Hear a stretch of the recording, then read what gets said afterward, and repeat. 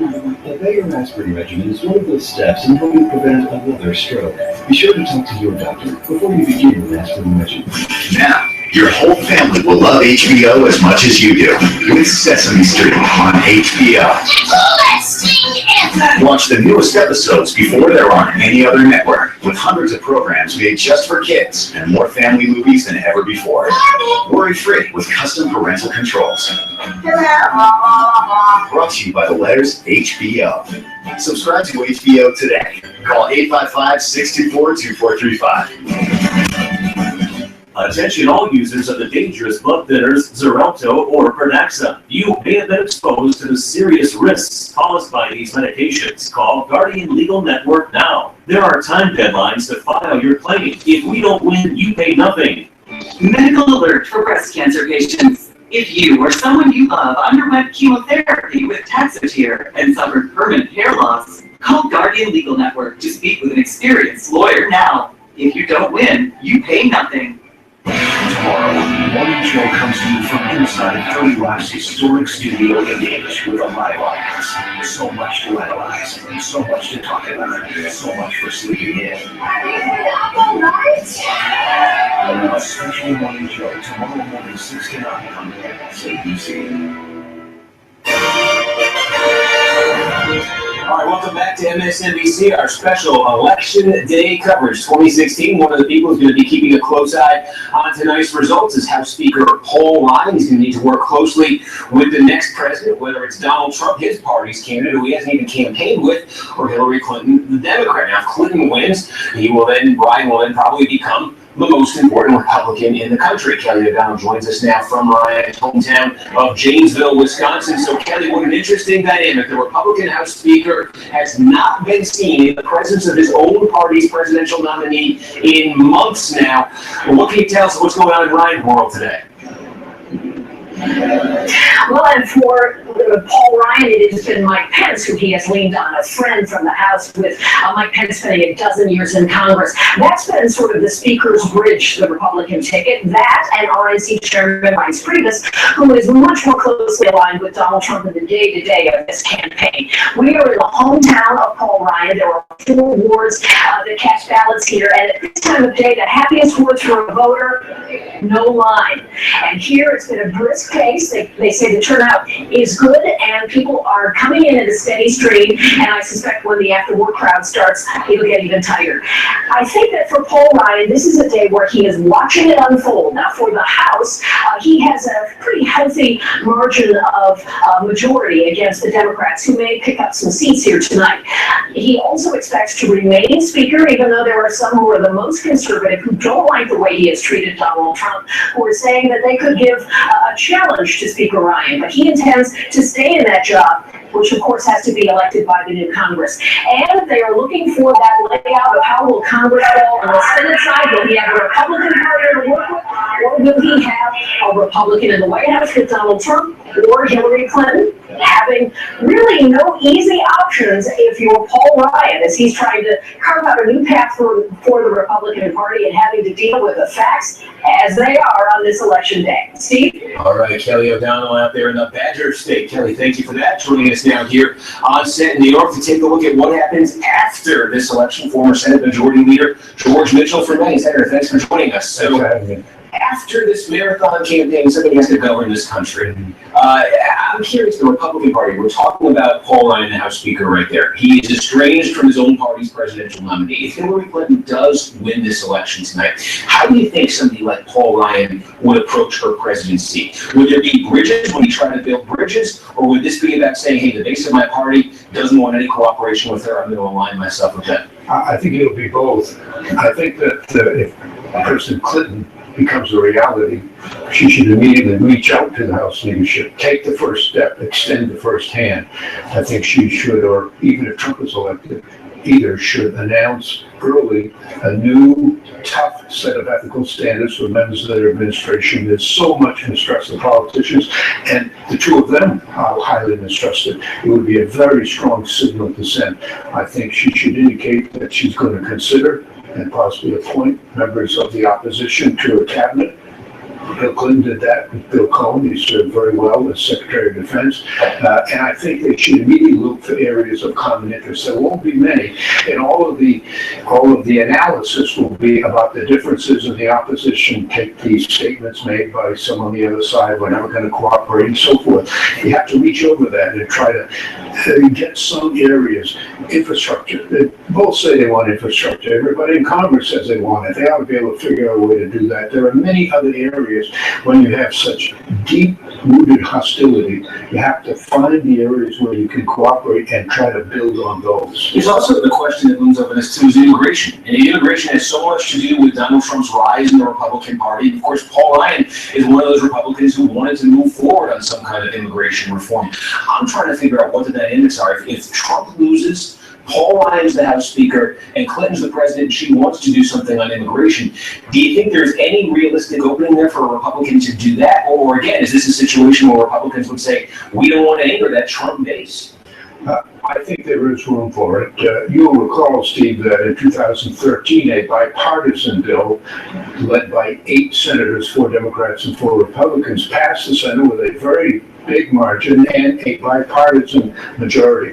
The House wouldn't take it up because the Republicans there have operated under the rule that if a bill isn't supported by a majority of Republicans, they won't bring it up to a vote, even though it's approved by a majority of the full House.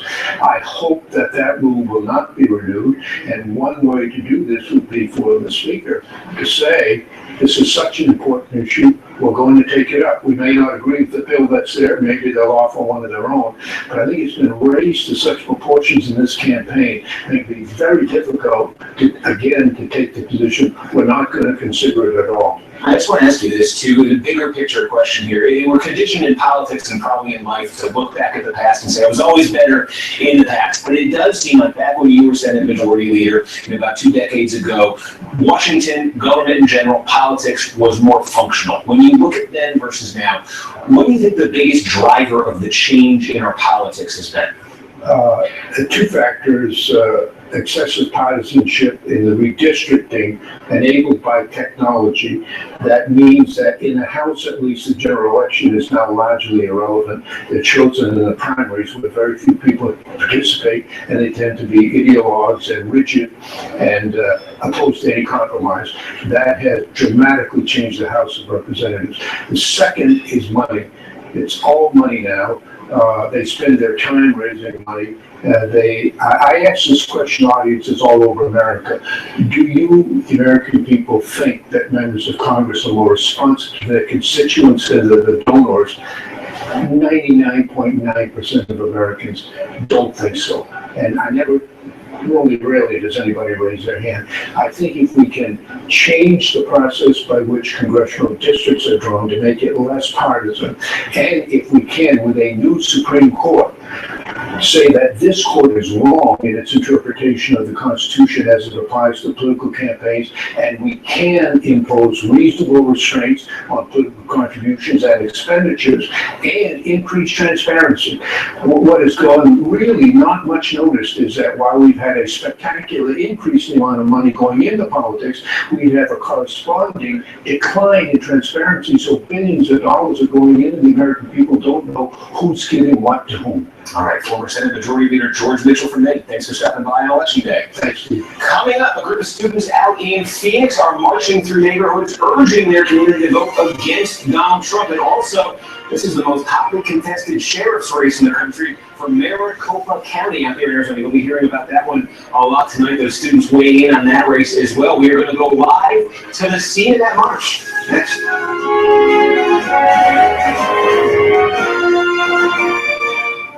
Your brain is an amazing thing. And as you get older, it naturally begins to change, causing a lack of sharpness or even trouble with recall.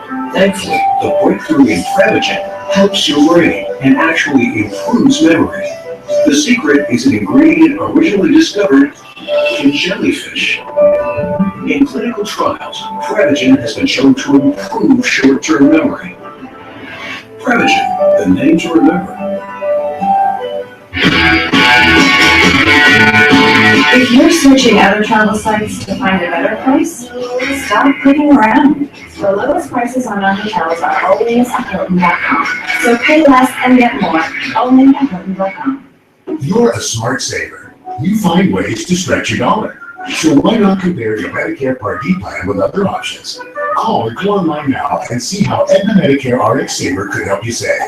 With a low monthly plan premium, access to over 60,000 pharmacies, plus $1 Tier 1 generic medications at preferred pharmacies including Walgreens and Walmart. Shop smart. Compare your Part D options today and find out if Aetna RX Saver is right for you. Earth's surface is the shoreline of a new ocean. You ready for this? Will be the greatest adventure ever in human history.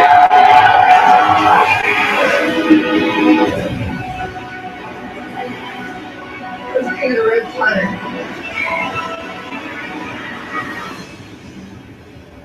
Mars, a global event series, coming soon on the National Geographic Channel.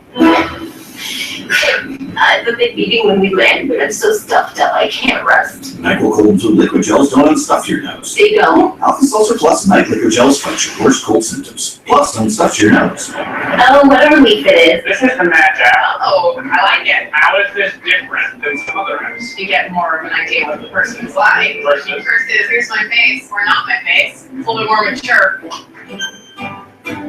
Match. Start for free today. There are countless not very smart things we do with our car.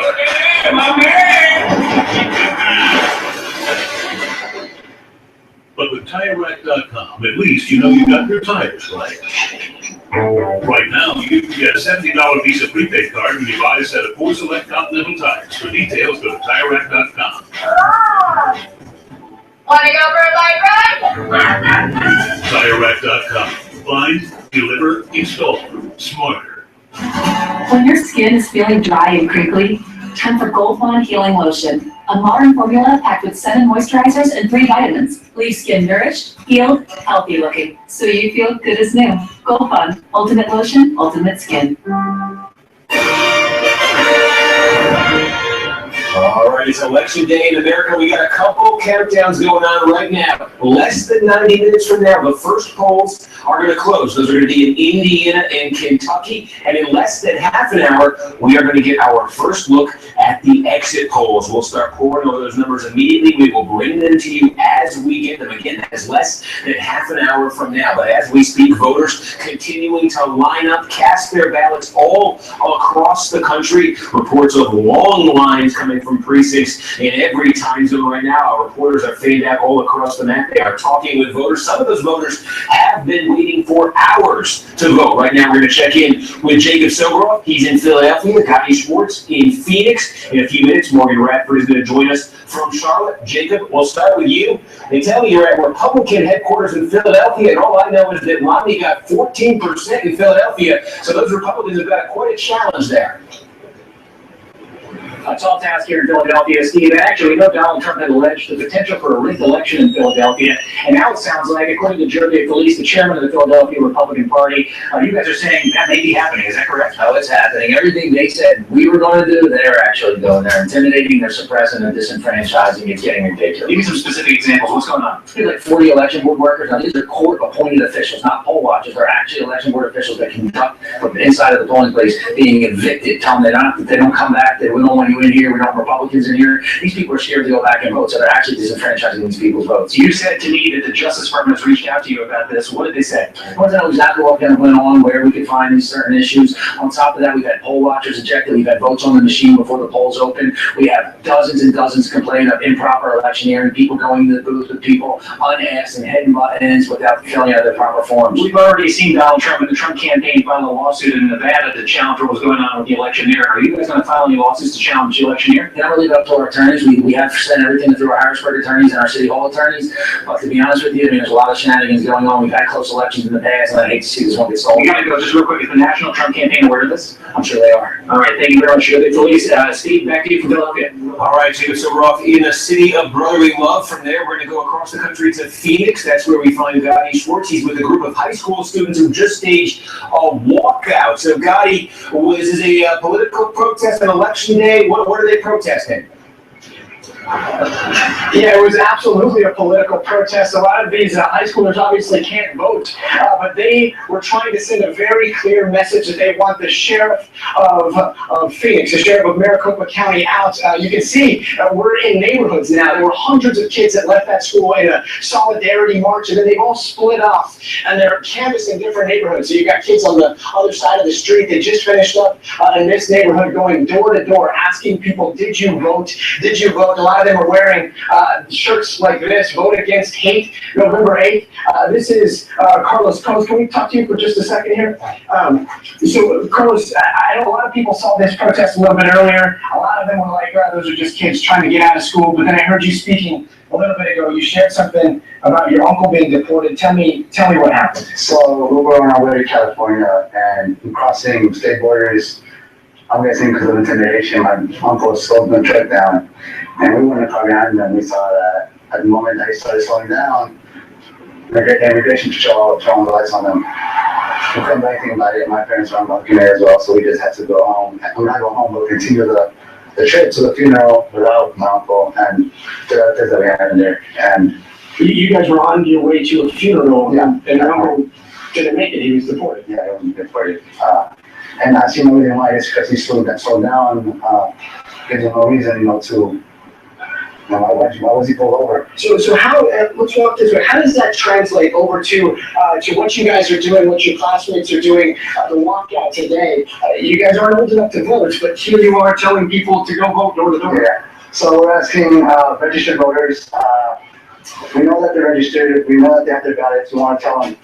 I want to ask you essentially, have you voted? If not, we ask that you go out there and you vote as soon as possible. The polls are open. You got up until 7 to get in line. And if you get to the polls before 7 in line, you'll pass the count. They can't kick you out. Thank you so very much. Thank you for sharing your story. Kids out here, they are canvassing this neighborhood. Obviously, they can't vote, but they are doing their part during this election. Back to you. All right, County Sports out there in Phoenix. Thanks for that. Up next, we are going to head live to North Carolina. Also seeing lines of voters there. And again, less than 30 minutes from now. In fact, less than 20 minutes from now, we are going to get our first look at the exit poll. We are going to bring you those numbers when and as we get them. And coming up, Republican strategist and key player in George W. Bush's White House, Mary Matlin, is going to join me. She recently triggered headlines after changing her party affiliation. And as we head to break, we were going to take a look at Democracy Plaza, being told we don't have that set up. At some point, we'll show it to you. In the meantime, we're going to squeeze a quick break in. A lot on the other side. Stay with us.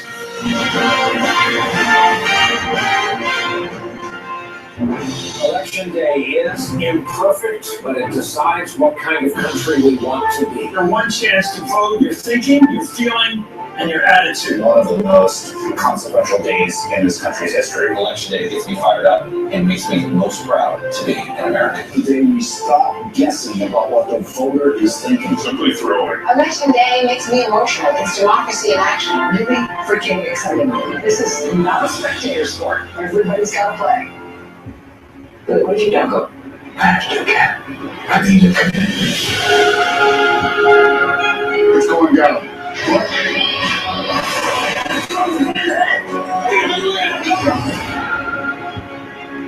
What you did that day no longer belongs to you. It's America's story now.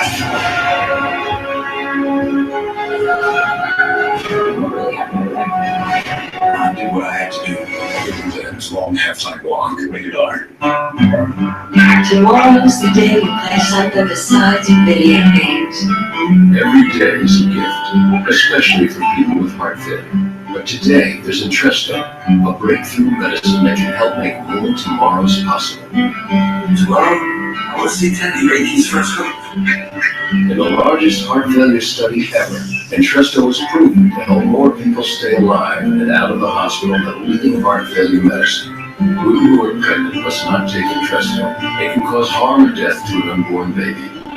Don't take Entresto with an ACE inhibitor or allospirin. If you've had angioedema while taking ACE or ARB medicine, don't take Entresto. The most serious side effects are angioedema, low blood pressure, kidney problems, or high potassium in your blood. Tomorrow, I'm gonna step out with my favorite girl. Ask your heart doctor about Entresto and help make the gift of tomorrow possible.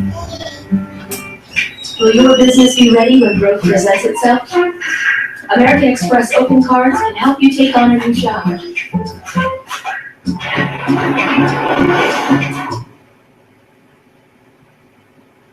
Trolla. That's been the rap, depending on your views of Donald Trump, but where we are now. What do you think happened? If Donald Trump were to lose tonight, we don't know.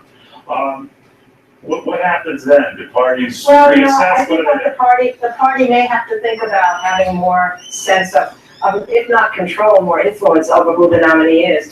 I mean, parties are supposed to exist mainly for nominating a candidate, and in the old days, they did it in the conventions, and then we came home, and then suddenly we had 2 months only in the fall for the election. I think many of us would love to go back to that. It's hard to turn your back on democracy once it's gone forward, which a primary system recommends.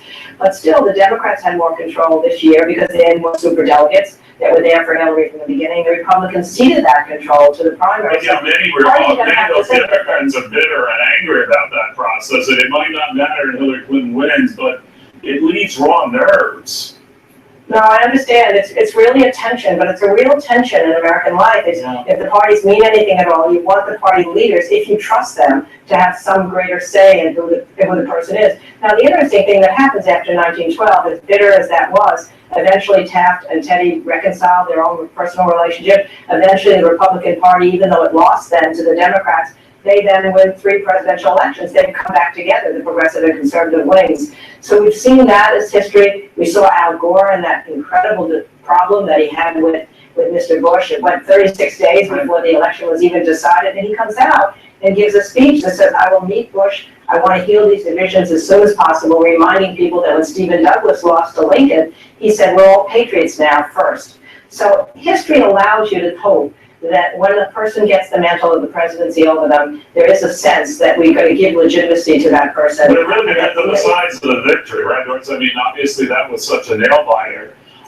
You could make the argument that Hillary Clinton or Donald Trump, if it's a real close one tonight, would be looking for any avenue, any opportunity, much as, he didn't formally challenge it. John Kerry looked at Ohio, or his people did, in 2004. If it's close enough or could make a difference in a crucial state, all legal options are open, right? Well, on the other hand, look at President Nixon when he lost the first time in 1960. You're right. Look how close that election was. And I think it was a good decision on his part. For the good of the country, he did not contest that.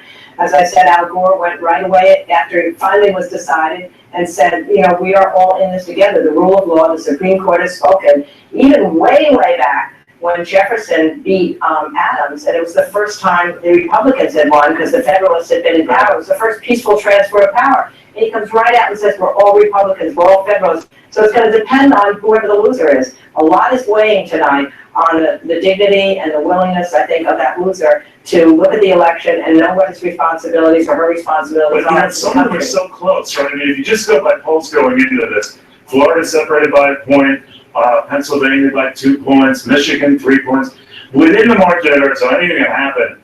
But regardless of whether one accepts the other, I'm just worried about how the nation then moves forward. We've had 16 years of this acrimony, very little getting done. I talked to Emmanuel Cleaver, of course, as a minister by training and tries to work with both sides. But he was just saying, it's very tough in this environment, right or left. So can you see anything approaching normalcy returning to Washington? And by the way, this is looking at Hillary now leaving Chappaqua for the Peninsula Hotel and what she hopes will be later on a victory speech tonight. But go ahead, I'm sorry. No, I understand how tough it is. I mean, I think the polarization is not just political, it's economic, it's social. It's been a long time coming now. It's not just been the last 8 years. When you think about it, you think about the Clinton impeachment, and you think about the problems that Bush Jr. had, and then the problems Obama's having reaching across the aisle. Something's happened to the structure of our government and to our lack of faith in each other on the other side, looking at the other side as evil, not being willing to even talk to the other side. My only hope is that the American people, it's interesting, they're coming out and voting a lot today. People thought they'd be so dismissive of this election, they wouldn't even want to vote. And maybe they're saying to both parties right now, you've gone down there to Washington to do our business. Just get to it. Stop what you're doing. There's such a sense of frustration with politicians. Politicians are losing their sense of an honorable vocation, being a political figure. So I still have a feeling that maybe both sides are going to realize something has to change. And maybe we've reached that point with this election because it's been so disheartening for so many people to see the course and dialogue that this election has brought to us. You are an inherently good person, but you're naive. All right, I don't know. You know what? You may be right. But I think, you know what? You got to have optimism. No, you're right. We've gotten through far worse, more divisive times. But I guess what I'm asking is, Ken Legomi of the Home Depot co-founder, he's a Republican, likes Donald Trump. But when I asked him flippantly whether he would ever entertain running for office, he said, no way, no way. More or less saying what others say. It's a demeaning, very long process. Everything is out there. They vilify you on the left and right. Just not worth it. I wonder with young people, I know your own son ran for office, but does it really make young people, old people, very cynical and jaded to say, no, never? No, I think that's a real problem. I mean, to the extent that politicians don't have that same sense of excitement about being a political figure, to the extent they have to spend so much time raising money and dialing for dollars, their private lives are going to be exposed in a way that they may not want to be. Perhaps our best people are not entering public life. And that's why I keep hoping that more and more people who've been in the military will go into public life because they know what it's like to have a common mission and a common purpose to put themselves in honor of their country. That's why I wish there could be some national service program so more young people could do something like that, and maybe that would bring those kind of people into public life. But right now, it's not one of those times when being a politician, you keep saying, oh, I can't wait to be one of those guys in Washington. Yeah, that's a problem for us, but we have to change that. All right, Doris, thank you. So many stunning bestsellers, The Bully Pulpit, Team of Rivals. She's written on every major U.S. president, and even the not-so-major ones. So history tells us we always get through this sort of stuff. Doris, thank you very much. That's it. There you go. I learned something from you, Doris. All right, again, following this motorcade of Hillary Clinton en route to New York, where she hopes some hours from now she'll deliver a victory speech. We'll see. We asked a group of young people when they thought they should start saving for retirement. Then we asked some older people when they actually did start saving. This gap between when we should start saving and when we actually do is one of the reasons why too many of us aren't prepared for retirement. To start as early as you can is going to pay off in the future. If we all start saving a little more today, we'll all be better prepared tomorrow. Prudential, bring your challenges. Yeah, I'm seeing the latest figures. So basically, we have two production options that will impact the P&L that I think. Hey guys, I gotta call you back. Hello? Oh, hi, sweetie, how are you? I'm good. Just thinking of you. Give a Keurig brewer this holiday, and they will think of you every day. The time is now, and America is ready to make it a powerful election night coverage you can't miss. Tonight, don't miss a special America's Election Headquarters.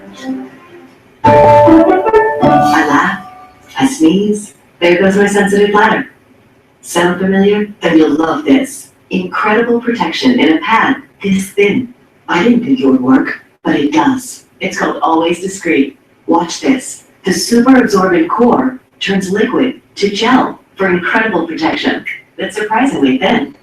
So I know I'm wearing it, but no one else will. Always Discreet for bladder leaks. Attention, do you have breast cancer, use the chemotherapy drug Taxotere, and now have permanent hair loss? If so, you may be entitled to financial compensation. The chemo drug Taxotere may have caused your permanent hair loss. Call now, 1-800-DRUG-HURT.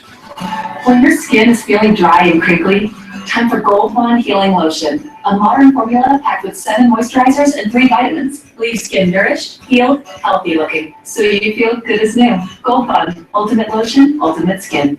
If you're looking for an affordable Medicare prescription drug plan, here's good news. Humana and Walmart have once again teamed up to bring you a plan that costs just $17 a month. That's one of the lowest national plan premiums, less than 57 cents a day. Plus, if you live near a Walmart and fill your prescriptions there, your in-store co-payments may be as low as $1. And there's no deductible for most covered generic drugs. Call 1-866-836-5079 to get Medicare prescription drug coverage from a trusted partner working to make healthcare simpler. The Humana Walmart Prescription Drug Plan. With one of the lowest national plan premiums, in-store co-payments as low as $1 at pharmacies that offer preferred cost sharing, plus no deductible for most covered generic drugs, the savings could really add up. Call Humana now at 1-866-836-5079. Sorry, we were telling you about these long lines in New York City. Rob Schmidt has seen them up close himself. They look incredible. Yeah, well, you said long lines. I think there's a long line. I think we found it. We couldn't find any others but this. We're on 56th Street here in Midtown, and you see behind me, this goes all the way down to the corner here, and then makes it around the corner and goes up the block to 57th. If you come down this way, the school, it's a public school and elementary school, is about another block down that way, where the actual polling location is. This is where people are voting here tonight. It's open until 9 o'clock tonight, and just to give you an idea how long this line's been taking, we are going to ask Andrew here real quick, just how long you've been waiting here in line. Well, I've been here for about 25 minutes so far. Been waiting about 25 minutes. Yeah. About how much longer do you think it'll go? I'm hoping it's going to be very soon, maybe 5-10 minutes, I hope, but I'm excited to vote. Is it worth it? Absolutely. There's nothing better in this country than voting. I got you. All right. Thank you, Andrew. Thank you so much. And yeah, this is actually, this is where Donald Trump actually voted earlier this morning. He was met with some protests as he came in the door, but he still did his thing and went on ahead to Trump Tower from there. And there was actually a topless protest here in the school gymnasium this morning as Donald Trump was set to arrive a couple hours from then. And 2 women arrested, anti-Trump protesters taking their top off in an elementary school gymnasium. It's election day. Well, why did they send it back to you? Why did they take their top off? Well, actually, you can take your top off in New York City if you're outside. That's actually legal. Okay. If you're in a school gymnasium, you're not allowed to. I think they were just trying to make a point, get their names in the paper. They certainly did, so they also got arrested. All right, so thank you very, very much. That's just part of the country. We will have tonight when FPN starts going through all of this. Ludops kicks off at 7 p.m. 8 p.m. then as the states start rolling in fast and furious. We'll take it there. You never know if someone will just rip their top off. I get that a lot. So that's on FBN. I mean, your call, America. See you then.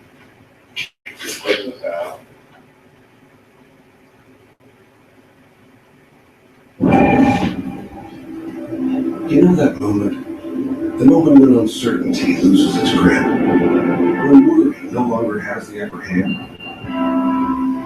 With 1,500 investment consultants, it's time to put a face to a name. Welcome to the new SkyTrain. Whether you know where you're going or need guidance to get there, we're here to help. Now is your moment. The 2017 Mitsubishi Outlander Sport with available all-wheel control and starting at $19,795, it's ready for any adventure you can imagine. Get up to $3,000 cash back on select models from the Mitsubishi Motors holiday sales fair. Ruth, she had a recipe for everything. Make big plans, but live spontaneously. Travel more. And make your best memories on a 500-degree sizzling plate. Ruth's Chris Steakhouse. This is how it's done. When you're looking for answers, it's good to have help, because the right information at the right time may make all the difference. At Humana, we know that's especially true when you're looking for a Medicare supplement insurance plan. That's why we're offering this fact-filled guide, 7 things every Medicare supplement should have. And it's yours free, just for calling 1-888-309-7423. You see, Medicare covers only about 80% of your Part B medical expenses. The rest is up to you. That's why so many people purchase Medicare supplement insurance plans like those offered by Humana. They're designed to help you save money and pay some of the costs Medicare doesn't. Depending on the Medicare supplement plan you select, you could have no deductibles or copayments for doctor visits, hospital stays, emergency care, and more. You can keep the doctors you have now, ones you know and trust, with no referrals needed. Plus, you can get medical care anywhere in the country, even when you're traveling. With Humana, you get a competitive monthly premium and personalized service from a healthcare partner working to make healthcare simpler and easier for you. You can choose from a wide range of standardized plans. Each one is designed to work seamlessly with Medicare and help save you money. So how do you find the plan that's right for you, one that fits your needs and your budget? Call Humana now at 1-888-309-7423. That's 1-888-309-7423. For this free guide, it's just one of the ways that Humana is making healthcare simpler. And when you call, a knowledgeable licensed agent producer can answer any questions you have and help you choose the plan that's right for you. The call is free and there's no obligation. You know Medicare won't cover all your medical costs, so call now and see why a Medicare supplement plan from a company like Humana just might be the answer. This is it. After more than a year and a half of campaigning, election night 2016 is officially here. Hello, everyone. I'm Megan Kelly. And I'm Brett Baer. The first presidential candidate made his announcement 596 days ago. Remember that? Senator Ted Cruz? But it's all come down to Donald Trump and Hilary Clinton. You can feel the excitement in the air. The voting booths were stuck full of people today, lines wrapping around neighborhoods, east to west, north to south, and finally, the verdict is in. The voters decided today. We'll be back at the top of the hour for full coverage, but first, I want to go outside of our beautiful new studios to our friends at The Five. Take it away, guys. Hey, guys. Well, thank you, Brett and Megan. Hello, everyone. I'm Eric Bolling, along with Kimberly Guilfoyle, Juan Williams, Dana Carino, and Greg Gutfeld. It's 5 o'clock in New York City, Election Day in America, and this is The Five.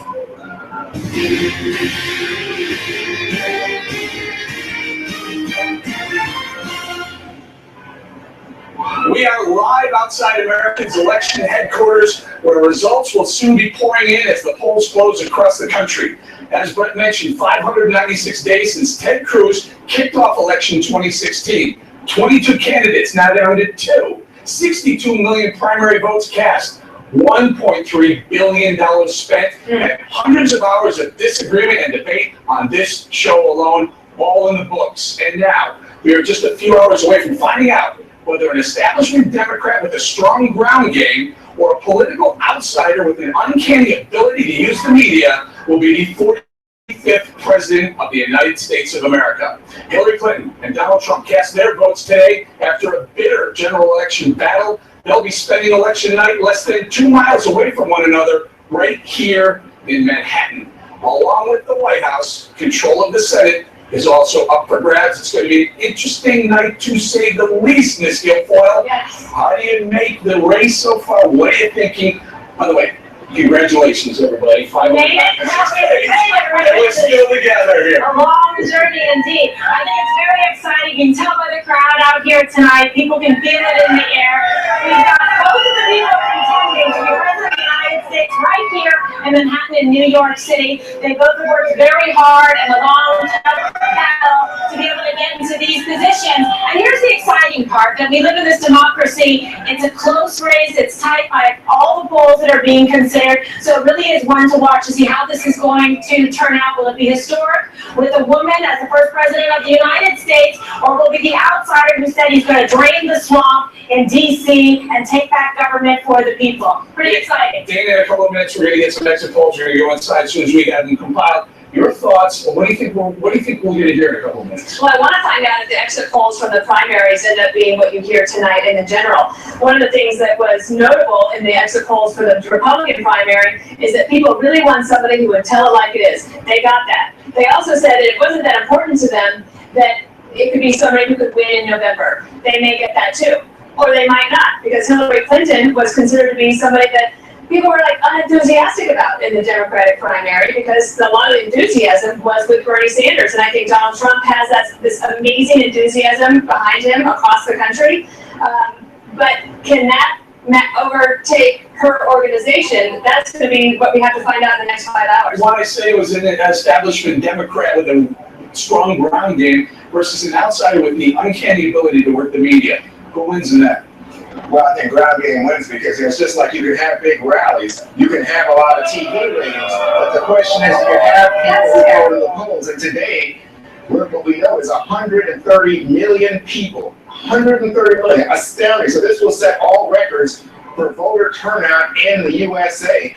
And what you get is a huge change in who is turning out, huge increases, especially among Latino voters right now. The focus of so much attention from the political analysts. All right, what do you say, Greg? How do you assess it so far? My favorite part of today was when they asked Hillary Clinton what it was like to vote for herself.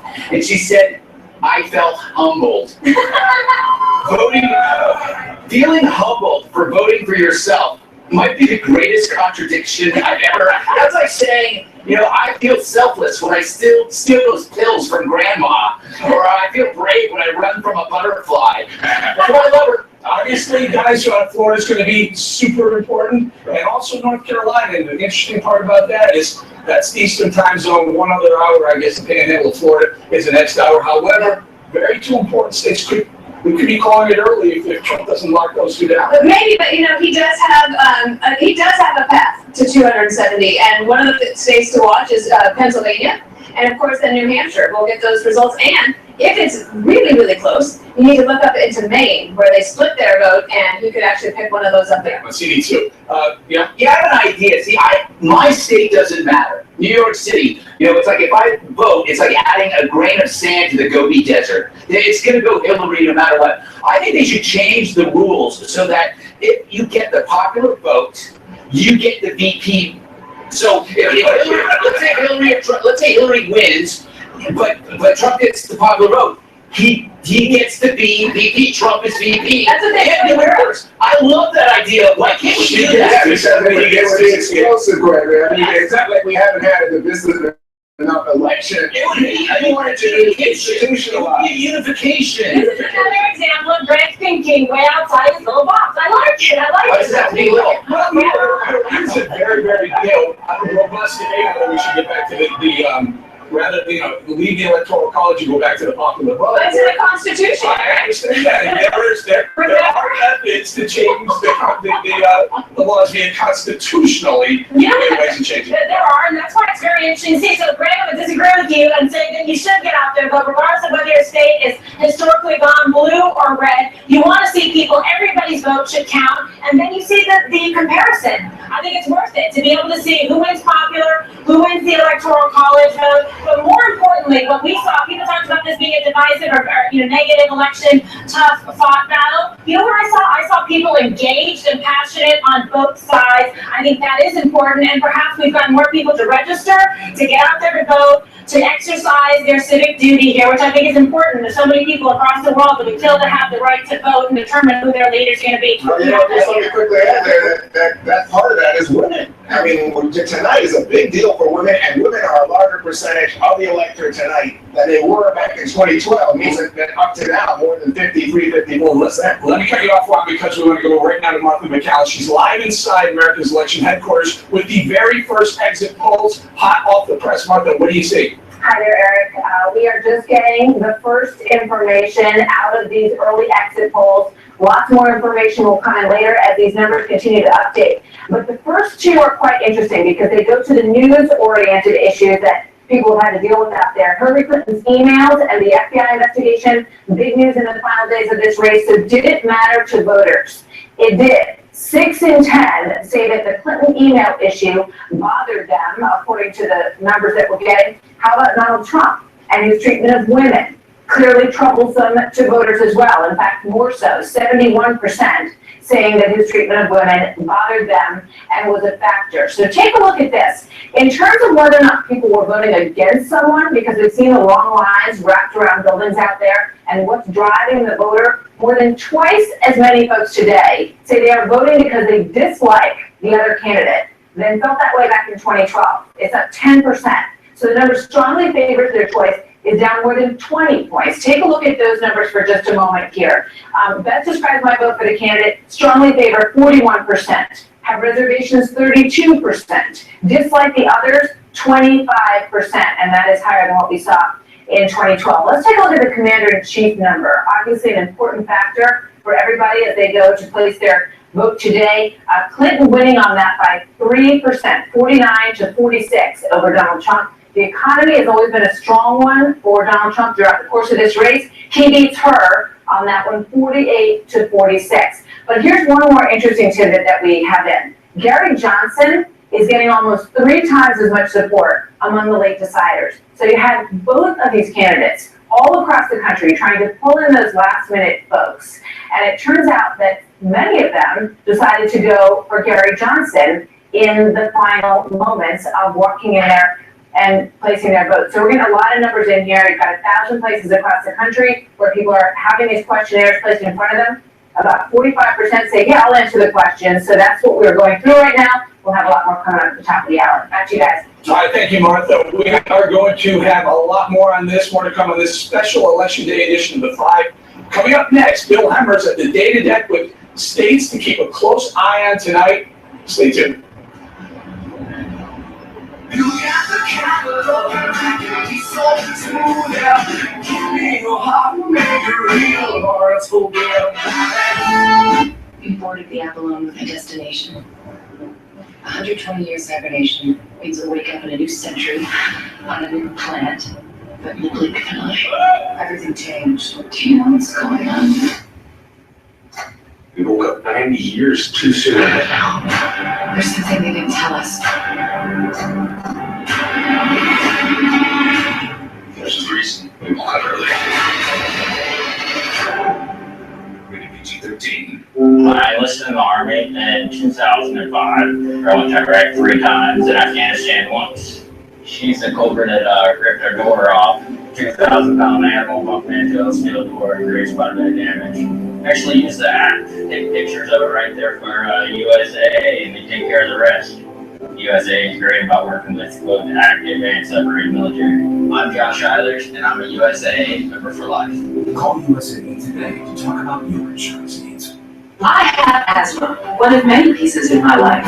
So when my asthma symptoms kept coming back on my long-term control medicine, I talked to my doctor and found a missing piece in my asthma treatment with Brio. Once daily Brio prevents asthma symptoms. Brio's for adults with asthma not well controlled on a long-term asthma control medicine, like an inhaled corticosteroid. Brio won't replace a rescue inhaler for sudden breathing problems. Brio opens up airways to help improve breathing for a full 24 hours. Brio contains a type of medicine that increases the risk of death from asthma problems. It may increase the risk of hospitalization in children and adolescents. Brio is not for people whose asthma is well controlled on a long-term asthma control medicine, like an inhaled corticosteroid. Once your asthma is well controlled, your doctor will decide if you can stop Brio and prescribe a different asthma control medicine, like an inhaled corticosteroid. Do not take Brio more than prescribed. See your doctor if your asthma does not improve or gets worse. Ask your doctor if 24-hour Brio could be a missing piece for you. See if you're eligible for 12 months free at mybrio.com.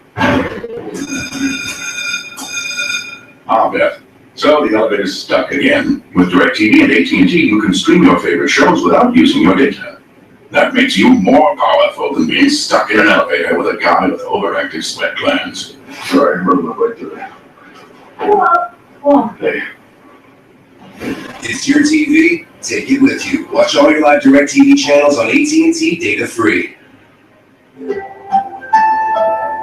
Now, with our future on the line, it's America's turn to make its voice heard. Fox News Channel has election night covered because we are America's election headquarters.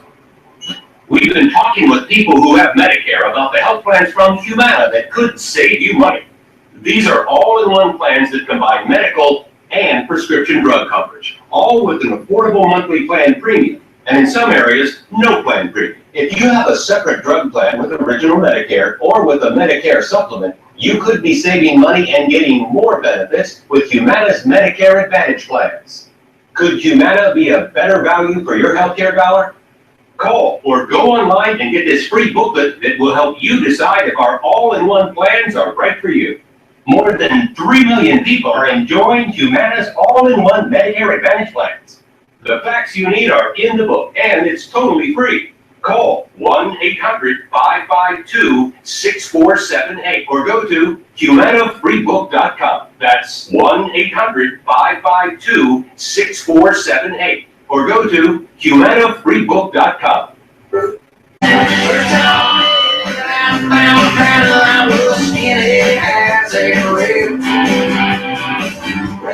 Welcome back to the Pod. We are live outside America's election headquarters on this decision day in America. 270, that's the magic number. Bill Hemmer joins us now from the data deck with some possible scenarios on how things could shake out tonight. How's it looking, Bill? David, good evening to you. Here's what I want viewers to learn from this. It's sort of a guide to the first couple of hours for our coverage later this evening, okay? The poll closings 1 hour and 45 minutes from now. At 7 o'clock Eastern time, we're getting polls closing in Virginia, 13 electoral votes. Also the state of Georgia. Indiana closes at 7 o'clock as well. You got a good governor's race there, a good Senate race through there in Indiana. At 7:30 East Coast time, so 2 hours and 15 minutes from now, you get two big ones. That's Ohio at 18 electoral votes and North Carolina at 15 electoral votes. So we'll see which way this goes and whether or not it's something. In all likelihood, this is not either state that we'll be able to call around 7:30, so we'll watch the returns as they come in. 8 o'clock, here's your map, Dana. 8 o'clock on the East Coast. New Hampshire, 4 electoral votes. Pennsylvania at 20. And down here, bottom right, Florida, 29 electoral votes. That is a big, big prize as you look at the map tonight. 8:30 is Arkansas, and then 9 o'clock we all line up across the country here, especially upper Midwest, Michigan, Wisconsin, Minnesota. Are they really in play this year? We'll start to get an indication around that time, 8 o'clock Eastern time. The map is blank for the moment, but you're gonna see this thing filling throughout the night, red and blue, and as we start to tally things up from now. One thing we have not talked a lot about, given the state of the race on the presidential side, that's the balance of power in Congress. And the Senate is really something to watch throughout the night. Right now, Republicans go in with a 54-46 lead. Among those Democrats, you have two independents who caucus with them. So we're going to watch this, and that could go very late when you consider this race we've been watching in the state of Nevada.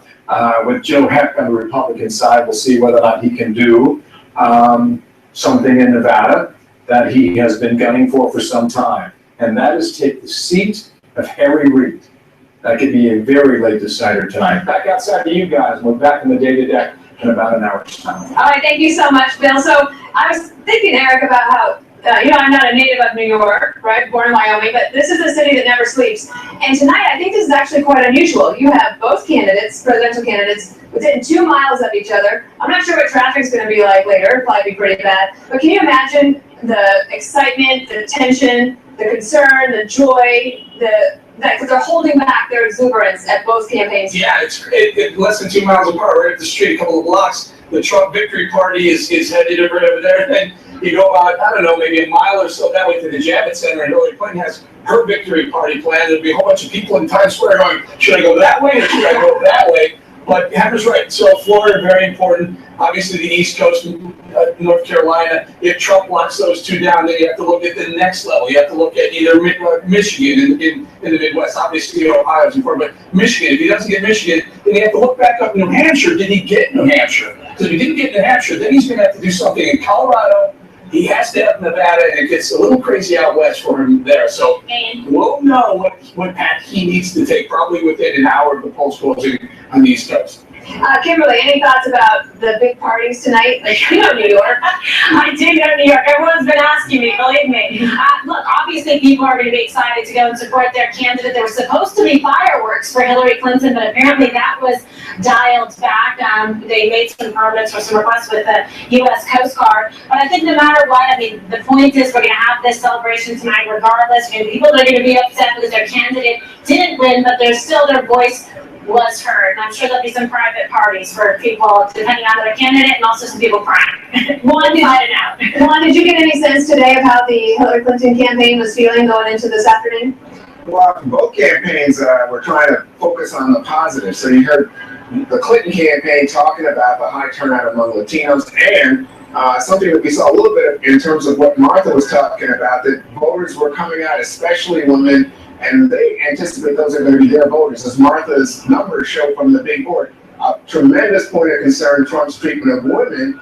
The emails also a big point of concern for Trump supporters, but not up to the 70% level that you saw for people concerned about Trump.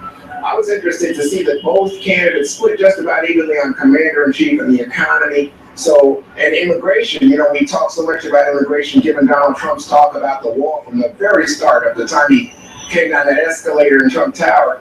But it's not a big issue for the voters tonight.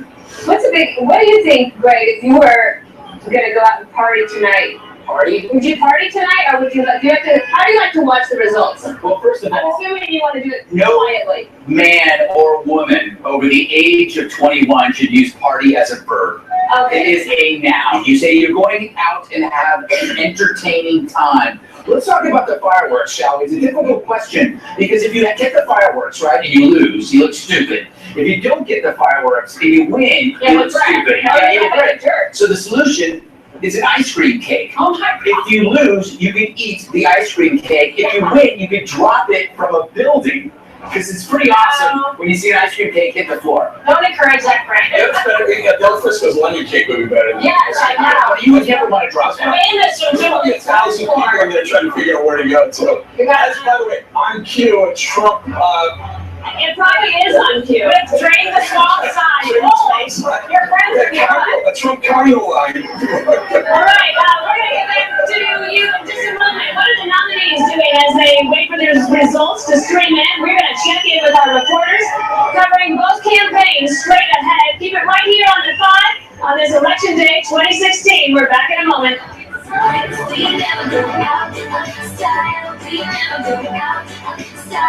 Well, here we go again. Bad judgment. Issues, not insults. She should be ashamed of herself. Fair and balanced. Fox News Channel has election night covered because we are America's election headquarters. We boarded the Avalon with a destination. 120-year segregation means we'll wake up in a new century on a new planet. But nuclear finale, everything changed. Do you know what's going on? We woke up 90 years too soon. There's something they didn't tell us. There's a reason we woke up early. We're PG-13. When you woke up this morning, you saw the sun, got your clubs, and well, some things you just can't control. Like runaway inflation or unstable governments printing money as worthless as wet scorecards. But you can control whether or not you let the money in your retirement lose its value. Hi, I'm William Devane, and it's time you took cover. By transferring your existing IRAs to a Roslyn Capital gold and silver backed IRA. That means an IRA backed by gold and silver, not by paper and promises. So control the things you can control. Talk to Roslyn today and protect your retirement with a Roslyn Capital gold and silver backed IRA. What's in your safe? Call now and get a free gold kit, a free silver kit, and a free IRA transfer kit. Call 800-630-8900. 800-630-8900. 800-630-8900. World's most awarded luxury cruise line is bringing its legendary experience to Europe's majestic waterways. Introducing Crystal River Cruises, an all-inclusive, truly exclusive travel experience that's in a class by itself. With state-of-the-art river yachts boasting impeccable design and elegant, spacious suites. Enjoy every luxury imaginable. Butler service for every suite, glorious spas, open spaces, exceptional dining, and so much more. Unique excursions into Europe's most iconic cities, historic landmarks, breathtaking landscapes, and local cultures, with voyages along the Danube, Rhine, and Main rivers, ranging from 7 to 16 days. Come explore Europe's enchanting waterways with Crystal River Cruises, the world's only luxury river cruise line. Cartels, militias, terrorist groups, they all need a place to park their cash and turn us the dirty little piggy bank. We're going to insert into the country while nobody's looking. We're stealing money, sir? No, we are going to destroy it. gonna finish this mission. Anything we find is ours. We don't want to trust a bunch of Blackwater works. Rush. I never thought anything like it. But we still here with it, though. Why do we die?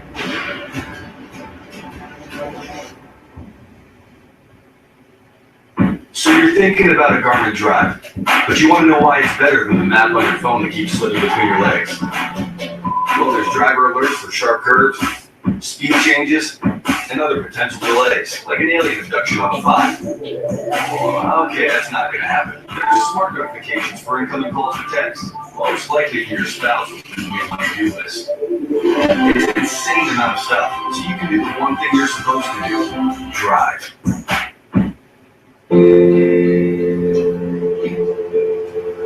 Did that? As usual. With some new cars, all a bunch of steel. Get the supermarket shelf stock. Make sure everyone got their latest gadgets. What's up for the next shift? Nothing much. Just keep relaxing. Doing the big things that move an economy. See you tomorrow. See you tomorrow. Just another day at Norfolk Southern.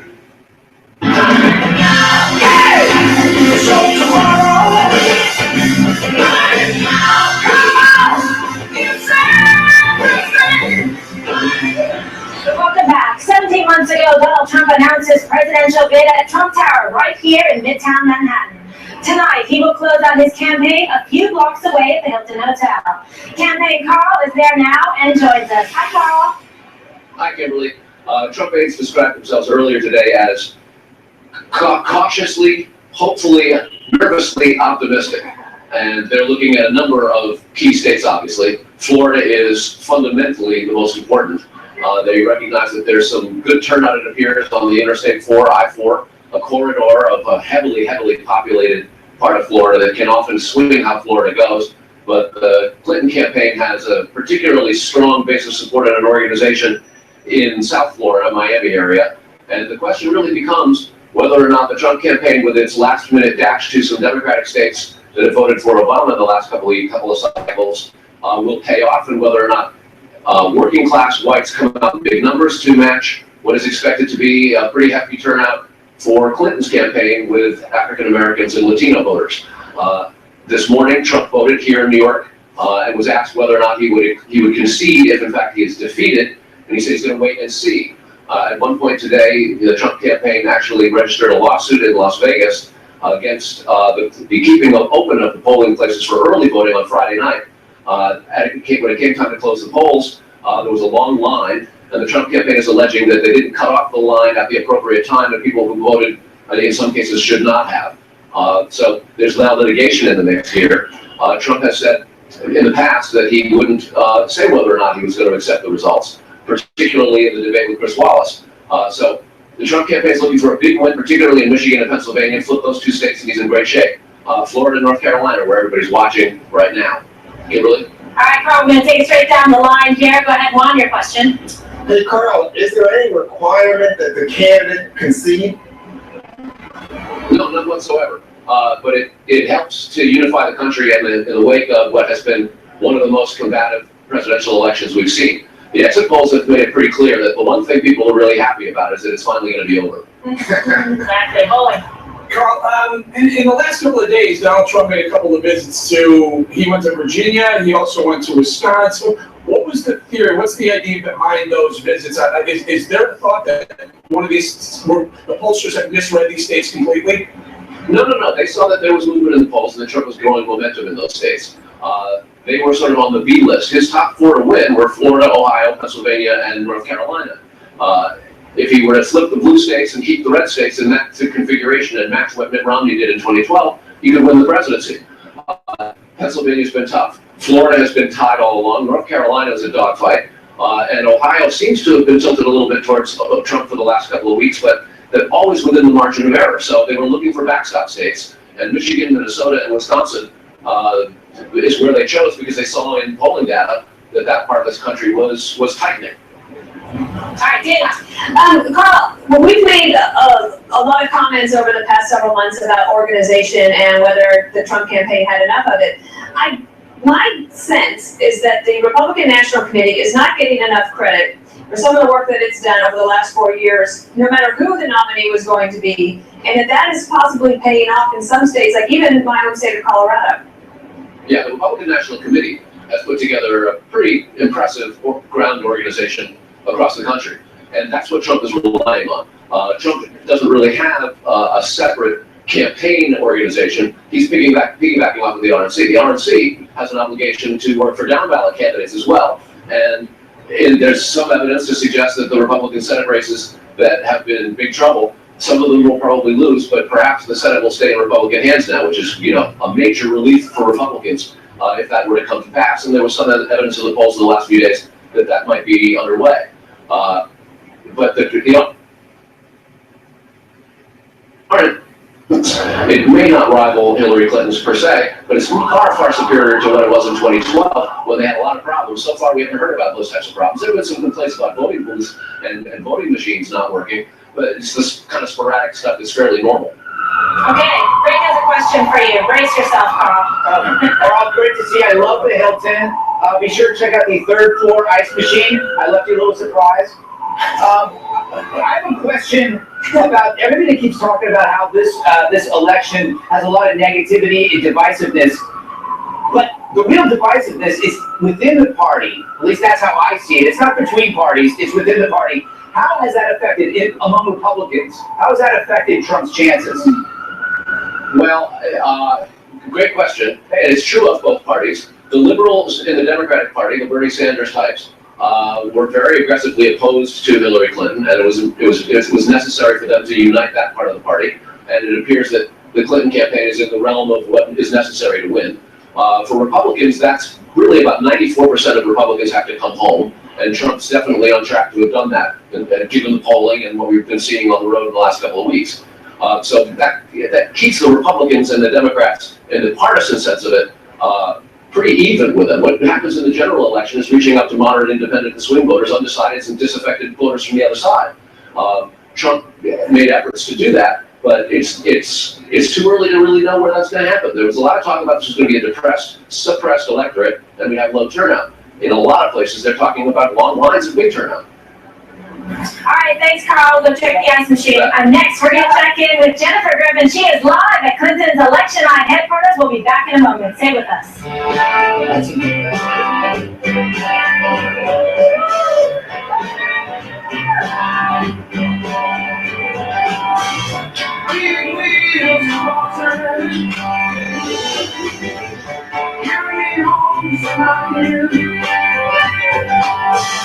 You boarded the Avalon with a destination.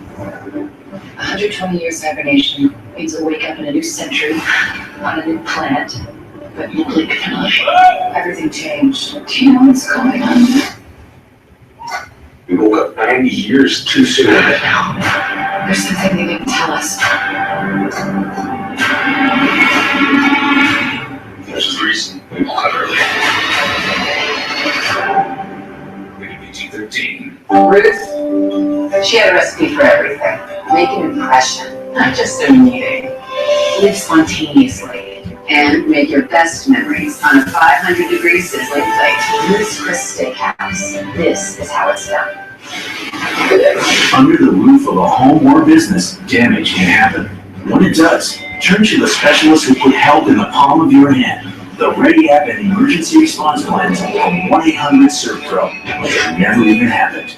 I am so proud that I served my country. I can't imagine not having the Wounded Warrior Project in my life. We need Wounded Warrior Project to help us in our ongoing recovery. My family learned that they weren't in this by themselves.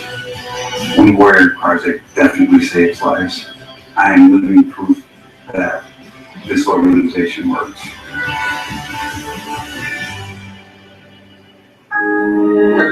We asked people to write down the things they love to do most on these balloons.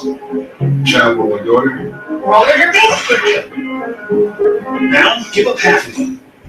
Do I have to? This is a tough financial choice we could face when we retire.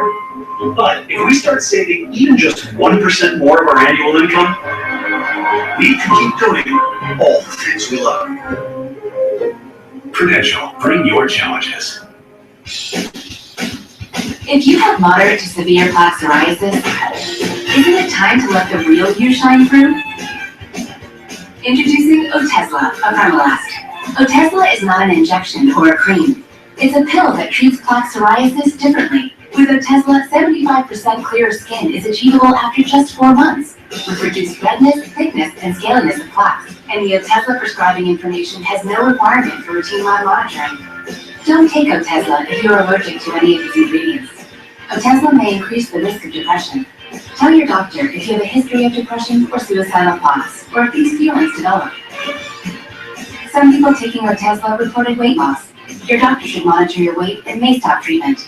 Side effects may include diarrhea, nausea, upper respiratory tract infection, and headache. Tell your doctor about all the medicines you take, and if you're pregnant or planning to be. Ask your dermatologist about Otezla today.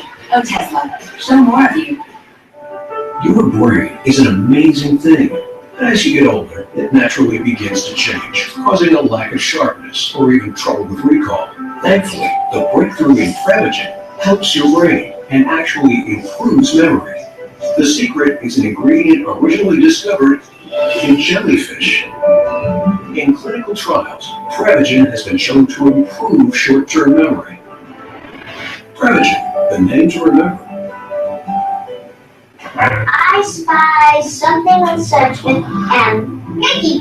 The 2017 Mitsubishi Outlander, one of America's safest crossovers, well equipped for under $24,000. Get up to $3,000 cash back on select models during the Mitsubishi Motors holiday sales fair.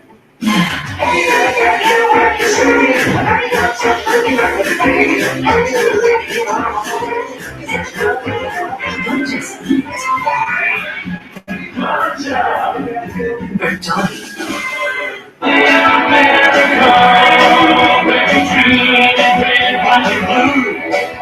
Welcome back. There have been 44 U.S. presidents since our nation was founded. All of them men. Will number 45 be a woman?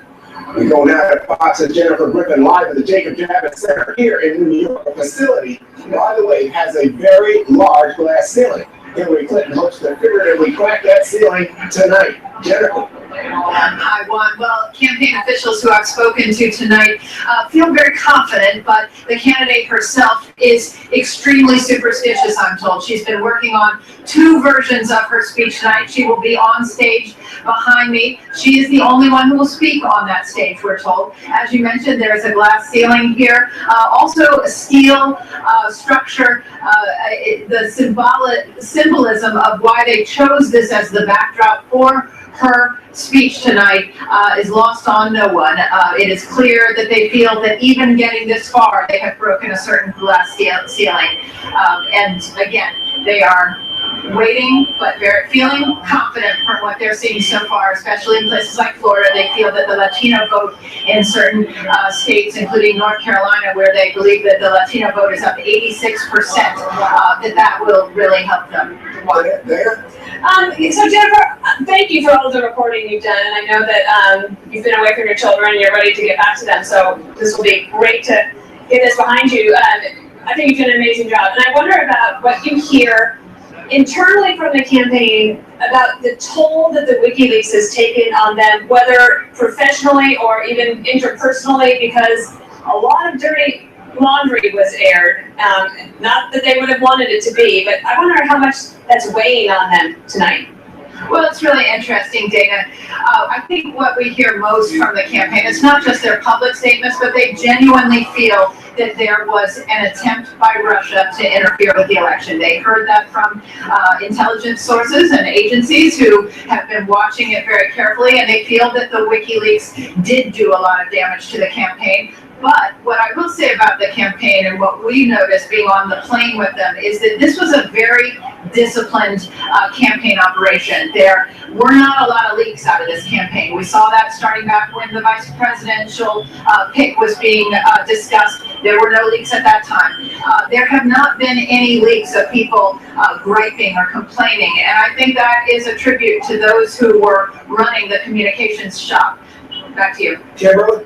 Hi, Jennifer, again, congratulations on the job. Well done, you make us proud here, we've been proud at Fox, so thank you for that. Talk to me a little bit about the last minute kind of ground game for Clinton, sort of going a little bit off of their planned schedule and itinerary in terms of campaign stops here at the end. It seems that they were all thrown off by Trump and some of the reports that he was doing better in states that they thought that they had locked up.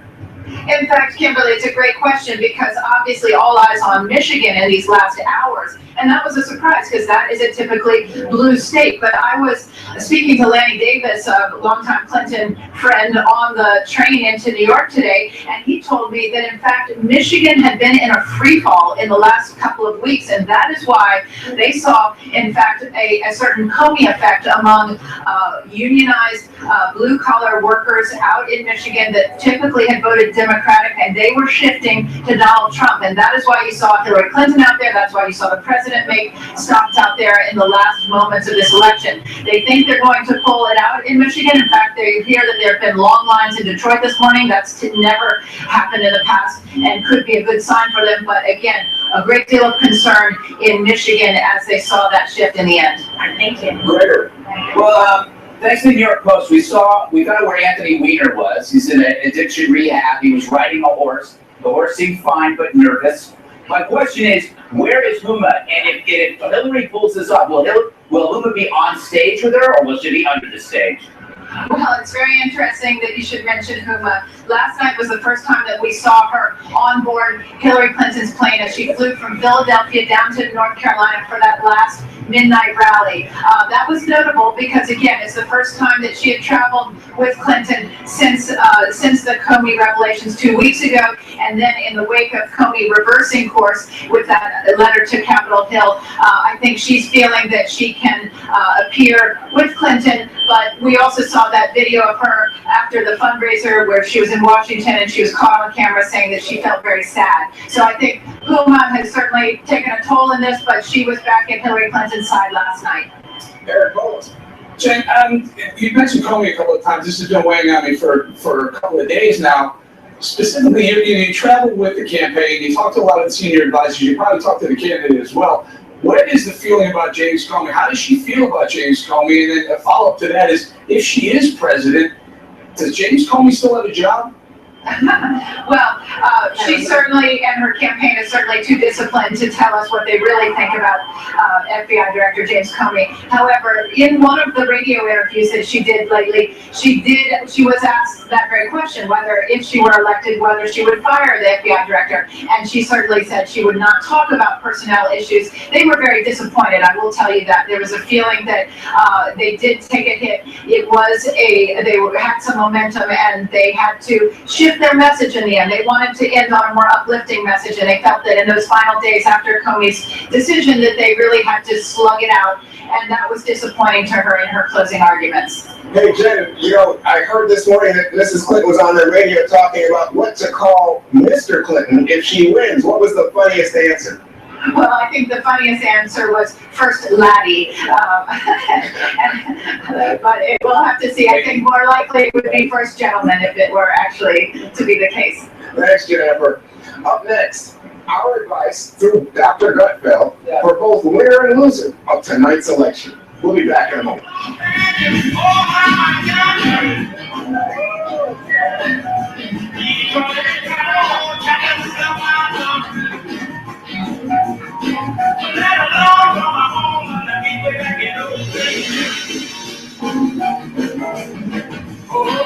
We boarded the Avalon with a destination. 120-year segregation means we'll wake up in a new century, on a new planet, but nuclear everything changed. Do you know what's going on? We woke up 90 years too soon. There's something they didn't tell us. There's a reason we woke up early. We're gonna be 213. Boy, we're shipping a ton of these goofy glasses. Yeah, well, we gotta hand it to FedEx. They've helped make our e-commerce so easy, and now we're getting all kinds of new customers. I know. Can't believe we're getting orders from Canada, Ireland. This one's going to New Zealand. New Zealand?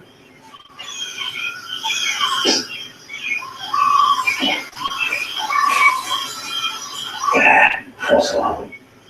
Hey, you guys are gonna scare away a deer. idiots. Providing global access for small business, FedEx. Coke Industries started in the heartland, and we've expanded to nearly every state. Today, that's more than 60,000 American jobs. You may not always see our name on the products you use, but we help make better food, clothing, shelter, technologies, and other necessities. Here, we build on each other's ideas to create more opportunities for people everywhere.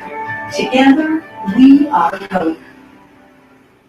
The time is now, and America is ready. Brad and Megan have powerful election night coverage you can't miss. Tonight, don't miss a special America's Election Headquarters. Attention. Do you have breast cancer, use the chemotherapy drug Taxotere, and now have permanent hair loss? If so, you may be entitled to financial compensation. The chemo drug Taxotere may have caused your permanent hair loss. Call now. 1-800-DRUG-HURT. When your skin is feeling dry and crinkly, time for Gold Bond Healing Lotion, a modern formula packed with 7 moisturizers and 3 vitamins. Leave skin nourished, healed, healthy looking, so you feel good as new. Gold Bond, ultimate lotion, ultimate skin. Moving in here will be a huge upgrade. If we knocked down this wall, it would be the perfect.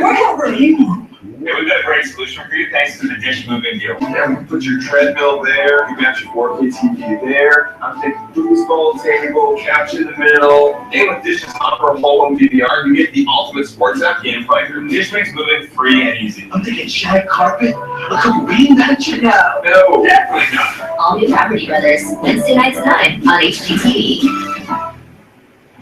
Hi, I'm Anthony Imparato, president of Henry Repeating Arms. Henry Repeating Arms is a family-owned business. We manufacture a line of classic rifles and shotguns right here in America. Our company motto is, made in America or not made at all. We build a rifle you'll be proud to own. Reliable, affordable, and featuring the smoothest action.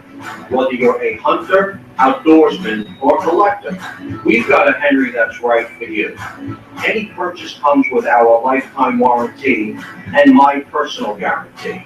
If you spend your hard-earned money on a Henry, we're going to make sure you're 100% satisfied. I invite you to order a copy of our 92-page catalog. It's free and contains information on all of our rifles and a list of Henry dealers in your area. Please call the number on your screen or visit henryrifles.com. That's henryrifles.com.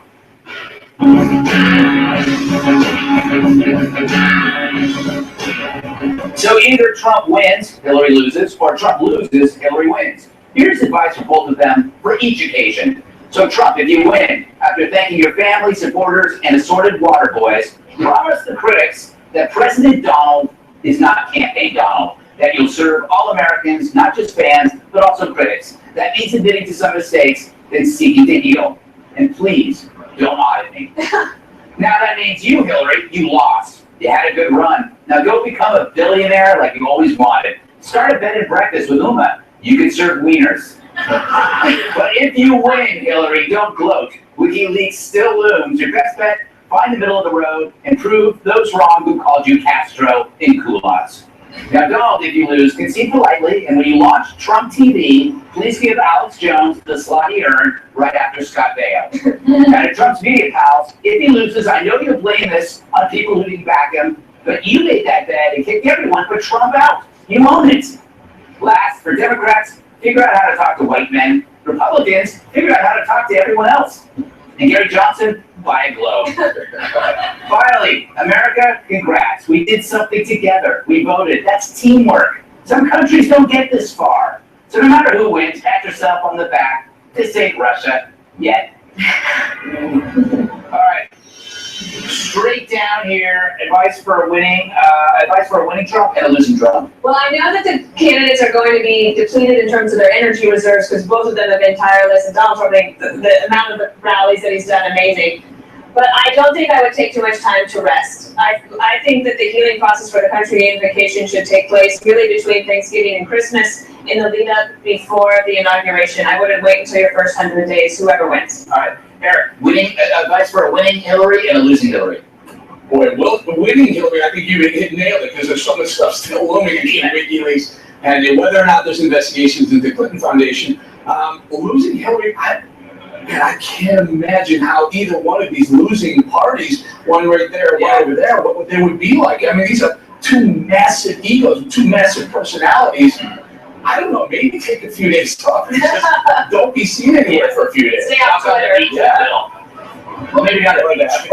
No, walk on two separate beaches. Don't punish us. It's true. What would Hillary do if this is it? Would she just retire or go somewhere? I don't know. I think there's no chance she'd run again. So, but my thought, Greg, to respond to your question, I think is heartfelt, and that has to do with the fact that I don't think this is about either of them. I think we always have to speak to America and the need for healing in a very significant way right now. I think we are divided in terms of education level in this campaign. We're divided in terms of rural and urban. We're divided in terms of race in this election. Women and men are divided. I just think, wow. So I think whoever wins or loses has got to, get above the clouds for a second and start to talk about love of America.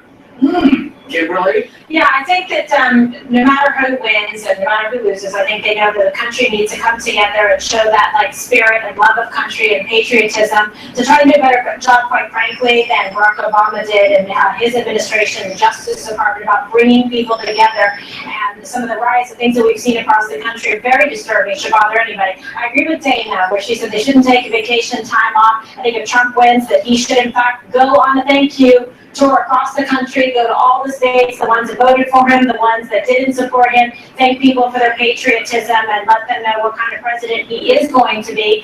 And same for Hillary Clinton. Maybe she's not going to hit all 50, but nevertheless, to be a unifier, there's some suggestion that she's already talked about that she knows that job is one that needs to happen. And also reach out to Congress. You will need to show and lead by example that you know how to work with people across party lines, and I wouldn't waste a moment to be able to do that. All right.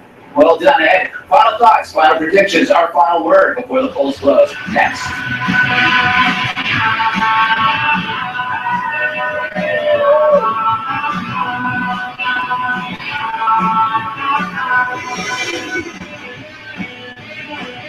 It was happening so fast.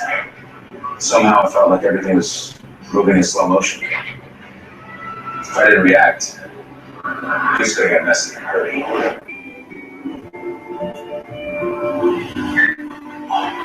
I mean, it's got that sweet ride with a great break from Navy Federal. I was not the not let anything happen for her. Just looking out for our wingman. His own training. Open to the armed forces, the DOD, and their families. Navy Federal Credit Union. You inherit lots of traits from your family. My ancestor, Lady Eleanor, made it big in textiles. My great-grandfather, Bernard, wrote existential poetry. And Uncle John was an explorer. I inherited their can-do spirit and their double chin. Now I'm going to do something about it. Kybella is the first of its kind injectable treatment that destroys fat under the chin, leaving an improved profile. Kybella is an FDA-approved non-surgical treatment for adults with a moderate amount of fullness, or a bit more. Don't receive Kybella if you have an infection in the treatment area. Kybella can cause nerve injury in the jaw, resulting in an uneven smile, or facial muscle weakness and trouble swallowing. Tell your doctor about all medical conditions, including if you have had or plan to have surgery or cosmetic treatments on your face, neck, or chin, have had or have medical conditions in or near your neck, or have bleeding problems. Tell your doctor about all medicines you take. The most common side effects are swelling, bruising, pain, numbness, redness, and areas of hardness in the treatment area. Save $100 on treatment. Learn more at mykybella.com. Big Dad? As usual. With some new cars.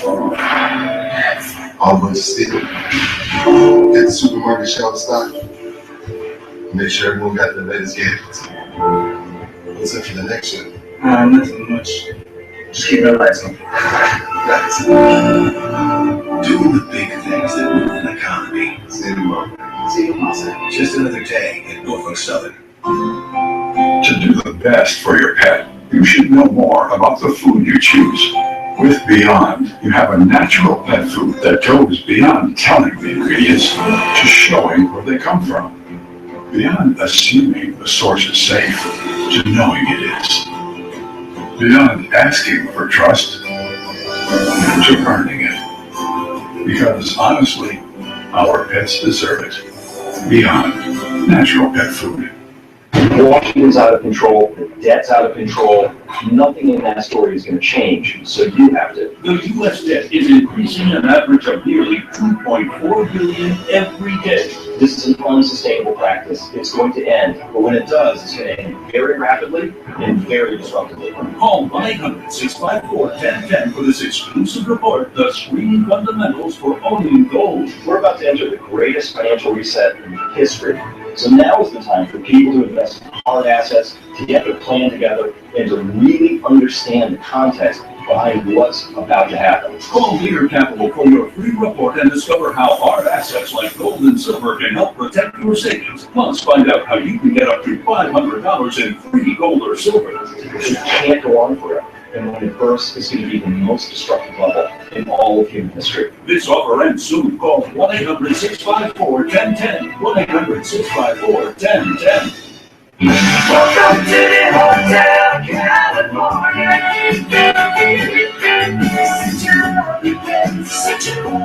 All right, only a couple of minutes left before election night coverage begins here on Fox. Some final thoughts on our final moments. We're bringing around starting Greg. It's a lot like, imagine Christmas Eve and there are two kids, and one of the kids is gonna get a lump of coal and the other one's getting a shiny bicycle. That's America right now. Half is gonna get a shiny bicycle, the other half's gonna get coal. Don't be down on coal. I love coal. Yeah. Good call. Dana? Well, I'm looking forward to tonight. Ever since I was a kid, I remember my first political memory really is Ronald Reagan winning and the inauguration. I remember that day, and I loved watching the news with my mom and dad and my little sister. And so tonight, to get a chance to be a part of Fox News election coverage, I'm really looking forward to it. It's going to be great. It's going to be massive. For me, get out there and vote. There's still time. I mean, most of the country still has polls open.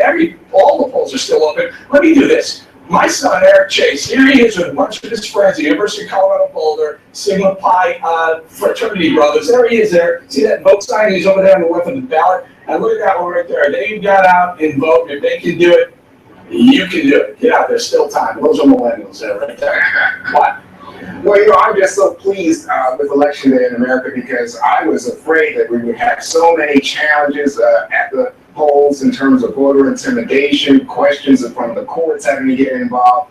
Then, of course, there was the threat of Russia possibly hacking some of the computers used for voting. We haven't heard anything like that. We haven't heard about voter intimidation, hacking. Remember, we had that rolling Twitter outage a few weeks ago. People were worried about that, worried about false statements coming across on email and Twitter. Haven't seen. So far, we've had a successful election day in America, and after this, don't jinx it. But after this election, you just want to hold your head and say, please. But no, it worked out. We worked out pretty good. Congratulations, America. Yeah, and it's a special thank you to the men and women in the military that serve faithfully and fearlessly in this country and across the world to protect our freedoms and our liberty and our ability to cast our vote in this country. So I hope everyone feels that they have their voice heard tonight. Get out there still and vote, like Eric Bowling said, and God bless America. Did I say Semper Fi? It was Sigma Pi. I said Sigma Pi. Sigma Pi or Sigma Pi. Dana, we've been through so much. This show has been through so much. Last night when we were doing that podcast TV show, the second to last one, there's one left, and then no more freedom to start on TV, but we will keep the podcast going. We were writing the script, and we said, how long has this campaign been going on? So Chris, I knew how to Google when Ted Cruz announced. He knew how to do the math. We figured out it was 596 days. I mean, imagine if that were dog years. Why do you always have to bring it back to dogs? Because we should talk about dogs. I wanted to keep going. I lost 10 pounds. Like, this election is causing me not to eat. But don't worry, it's going to keep going. I think that's part of the problem is the election cycle these days never ends. Yes. It doesn't stop. Well, what is tomorrow going to be like? Let's say we do get a president, the definitive president tonight. What are we going to talk about? Can we do a fast 7 of cat videos? Yeah. Oh, no, you'd be surprised how much there is to talk about. There's a lot, so. I'll be in a hangover. That is for sure. And so will America. America will have one giant unifying hangover. You mentioned in your monologue, is there a Trump TV or is there not? But a lot of people are waiting to figure out what that's going to do. If there is, the audience. Like. That's the audience. Yeah. We're rolling here. Yeah, I guess Okay, they want us to keep going, but I think that's all we have time for. All right, we're gonna see you back here tomorrow when we hopefully have a winner. Fox News, election night coverage. Starts right now.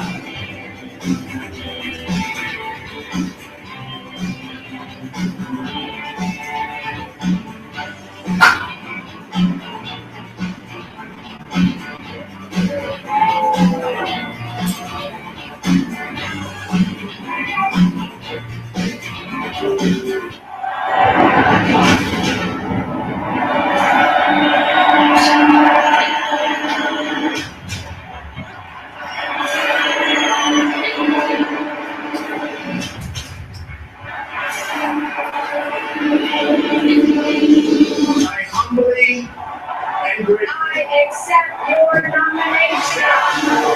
your nomination For the United States. for the United States.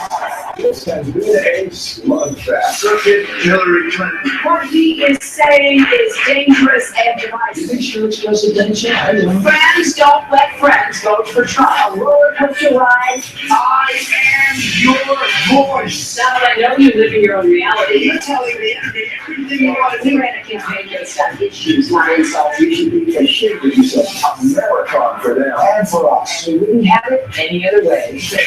Balanced and unafraid. No one covered it all. Like Fox News Channel. It's a pretty rough week. Voters are now paying attention. How is going to be our top issue. Better cable-based relations. Donald Trump spent the weekend campaigning back between the Clinton and the Trump camps. He's only been asked about Trump and Hillary Clinton appear to be close to ties. We do it because we love politics, we love journalism, And we love this country. What makes it great is that now America decides. We will unify our party to win this election. I love to win. We're gonna win for the country. Election night 2016. It all starts now.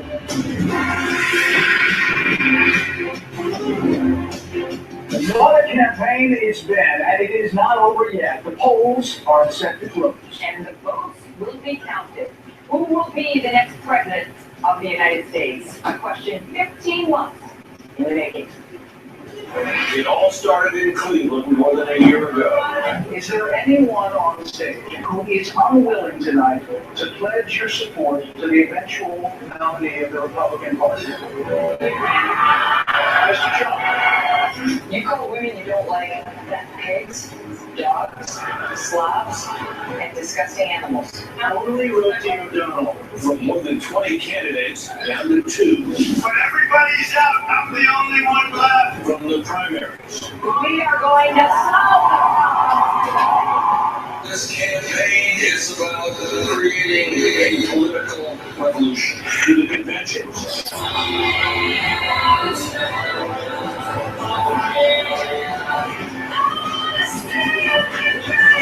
Fox News has been there. Was he in the convention, right?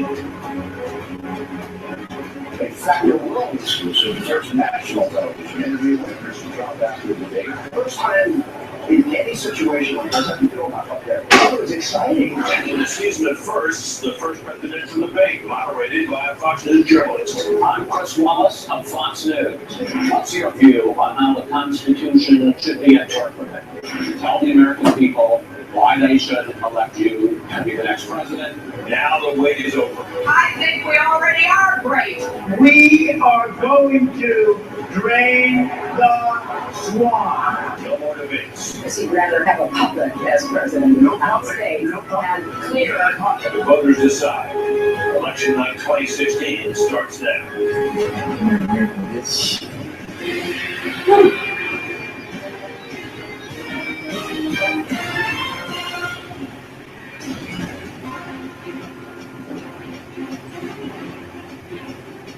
The long, winding road to the White House ends here. Studio F, our new Fox News election headquarters. Good evening, everyone. I'm Dana Kelly. And I'm Brett Baer. Less than an hour to go until the first poll closings of the night after a campaign that can only be described as unprecedented. From the meteoric rise of Donald Trump and a contentious Democratic primary few expected, to the explosive allegations in both campaigns, both candidates have had their highs and their lows. Following behind at all times, Our chief campaign correspondent, Jennifer Griffin, once again with the Hillary Clinton campaign, Carl Cameron with Donald Trump. We start with Carl, live at Trump headquarters just down the road. Carl? Hi, Brett. A short while ago, I talked to one of the Trump officials, and they said they are cautiously, nervously, hopefully optimistic. And Trump himself tweeted just a little while ago that this race is, quote, far from over, urging people to get out and get out the vote. Hey, how's it going? Within hours of finding out who the next president is going to be, Donald Trump spent the last week campaigning a lot of blue states that were won by Barack Obama back in 2012. Trying to keep himself series of I wasn't calling you back and ask you, but I guess I knew the answer to one of that. these most interesting wins. Did you work at the polls today? Could have some problems. The Trump campaign is looking Yeah, I know the answer to that anyway, yeah. party to draw in more independents, disaffected Democrats, particularly looking for more white voters. He's been appealing to them. That's his strongest base. Middle class. No. Okay, so you would be in Canada. You'd be in her, will have a big turnout. you did what she worked at. And of course, Hispanic voters. He's going to be here tonight making his, he hopes, victory speech. You would have had to. Thank you. Now, the Jennifer Griffin led the Clinton campaign. Yeah. Yeah. Megan and Donald I Trump talking to said Clinton he- campaign officials who are feeling very confident tonight, but I can say they also tell me that the candidate herself is very super. You know how to feel about what? That they had scaled back a decision to have fireworks to celebrate, a feeling that they don't want to get ahead of themselves. Hillary Clinton voted How do we see how we got here when you for see House that in shit? Chappaqua, New York. Her vice president, Tim Kaine, Go, voted go, in bro. and he was standing in line behind a 99-year-old woman who indicated that she would be voting for the Democratic ticket. I remember When she I was was born, women did not have the right to vote. Hillary Clinton was asked by reporters after she voted this morning how she felt, and she said she felt humbled. You know what type? I know which responsibility goes with this, and so many people are counting on the outcome of this election, what it means for our country. Canister? Best I can, I'm fortunate to be president today. If you want to know where the Democrats are concerned Like a typewriter polling or returns a tonight, computer keyboard. just look at where she and President Obama made radio call-ins today to the drive time radio show hosts in Detroit, in New Hampshire, in Boston, appealing to New Hampshire, as well as to North Carolina and Tallahassee. That's the panhandle of Florida. That is where they know that they are going to have some trouble. They've seen it in recent days, and they're hoping to get out the vote there. Back to you, Megan. Jennifer, thank you. We've been keeping a close eye on the polls, the exit polls throughout the day. Mark McCallum has been watching that and has the latest. Mark. Hi there, let's take a look as these numbers come in. This is an early way still. We want to make that perfectly clear. So we're going to show you these Sound like the way you make it. throughout the course of the night. But those who were late deciders in this race, let's start by taking a look at them. We saw both candidates canvassing the country trying to get. Lucille working at the polls. Lucille working at the polls. She working at the polls this year. Went for Donald Trump. We also saw because she retired, went to Johnson or Stein. They got a pretty healthy chunk of the electorate so far, at 23% for those two. So let's go forward now and take a look at the next one, which is, if you dislike both of the presidential candidates, which was a common theme of the election, who did you sort of hold your nose and look for? 27% of those who dislike both candidates went for Hillary Clinton. 45% of them looking for change and went for Donald Trump in 2018. They didn't have to go to school today. In terms of the top quality for a candidate, change is very important to voters tonight. 82% of those voters. I didn't know until. For Donald Trump. For those who wanted experience, Hillary Clinton clearly is doing well with that group. She wins that group. So let's take a look at the next one. They got to straight, right? You guys, because there's a lot of good stuff there that we're concerned about. The history, is it true that it is a bigger portion? I thought I was going to be stuck him with him, this morning by myself having to get him up and get him all of that dress and everything, Well, when I heard him say he had to go to school tomorrow, I was like, because the Democrats are getting about the same amount of the electorate that Romney got, 27% for Donald Trump in Hispanics, given the fact that he started his campaign with some some very critical comments about Hispanics, and that's quite interesting. We've got Hillary Clinton getting about 65% vote. So it is early, and you pointed that out, and we'll get more waves throughout the night. So 65% going to Hillary Clinton? That's right. 27% for Donald Trump. Pretty high number for Hispanics so far. Quite interesting. We got more to come. Excellent. Thank you. You too. I want to bring in our panel now. Here with us at the anchor desk, Ricky, Chris Wallace, plus the next anchor desk. Let's break over there. Tucker Carlson, Katie Pavlich, Moa Leakey, and Monica Crowley. Great to have you all here with us. So let me start with you and how you see this night shaping up so far, what you think the answer for. Well, one thing we're going to work on, is we're going to know what the shape of the American electorate is. This gave us a sense of that with the Hispanic vote. We know that the white vote so far is about 70% of the vote. That is a little bit less by a couple of 4 years ago, which tells you that the trend has been. Yeah, you ain't lying about that. Golly. I was yesterday. Yeah, yesterday I was about to almost send Isaiah to tell his dad to get up and take him to basketball practice. You know, and it's like an hour before time for him to be there. And then once they finally win it, there wasn't no damn practice anyway because they're using the recreation center and the gym and shit for remote. That's not enough for him to get to 278, but he's almost impossible for him to win unless he has those three steps. Monica, what do you think is on the agenda tonight for the Trump campaign in particular? I think this has the potential to be a realigning election. There are so many cross currents underway that it might be possible that a reliable predictive model is not even operative tonight. I think when it comes to Donald Trump, his main challenge was his essential message was one of economic populism, law and order, a strong national defense, defeating a corrupt rigged system. Did that message reach and convince enough Democrats, independents, and undecided votes to really make a difference? The number that Martha just put out, about 82% who believe that to vote for Donald Trump as the candidate of change. I think that's a very significant number because this is a change election. 70% of the American people for a very long time now have thought that the country was on the wrong track. That advantages the change candidate, Donald Trump. And she tried to seize that mantle for a little while. Remember, she was out there saying the very fact that I'm a woman means I'm the change candidate. So far, we're seeing that didn't resonate. Right. So both changing on demographics and potentially the outreach in some of these states like Michigan and Pennsylvania by Donald Trump.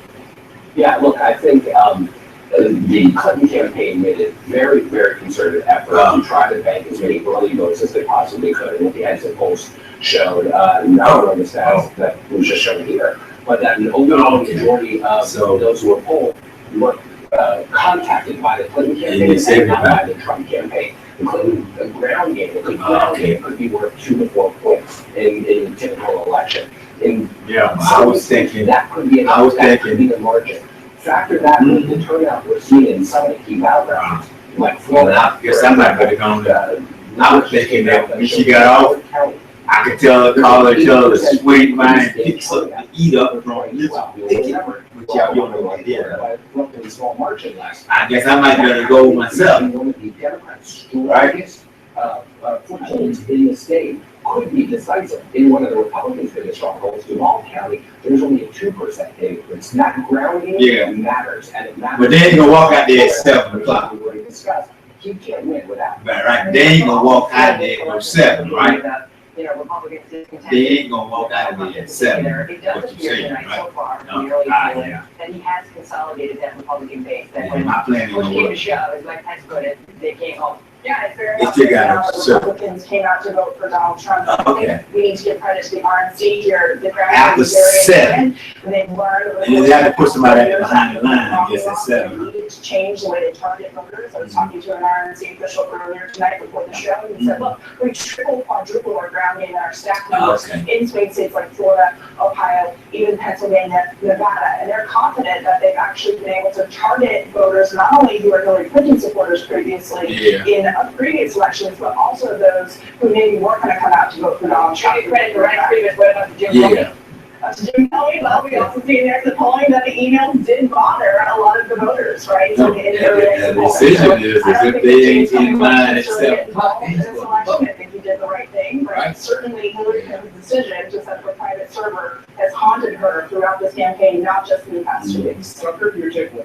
Well, you're sort of seeing what the parties are becoming, and everything's changing, obviously, and they're supposed to. Yeah, right, but you still got assholes. And they're like, right? Becoming the party of the rich and the poor, so Hillary won voters over the income over 100,000. And I guess somebody's gonna go there here and order. Trump wanted to. Just order the food and bring it on back. I don't think it didn't vote for that, right? But what's so interesting is you're really seeing that the most powerful elements of Americans, right, are made entirely other side. There's never been a coalition as powerful aligned against any candidate, I don't think, in American history. So all of all of media. So how does everything going? It's Media, everyone who makes a lot and is well educated is on one side, everyone else on the other. All right, so we have Georgia, Indiana, Kentucky, South Carolina, Vermont, and Virginia coming up in 46 minutes. As we mentioned, we are coming to you live from our new state-of-the-art studio. We run this at the Fox News election headquarters. Yeah. It is complete with 46 digital displays, Yeah. including our you got good reason for it, you know? 30-foot wide media wall, and there it is, ticking down. It's all being controlled in the control room. Yep. That's how it works. The folks behind the scenes running the high-powered technology. We've also got our decision desk close by. You may be familiar with these guys from 4 years ago. Yeah, remember these guys? Yeah, we'll see. Carl, where's Carl?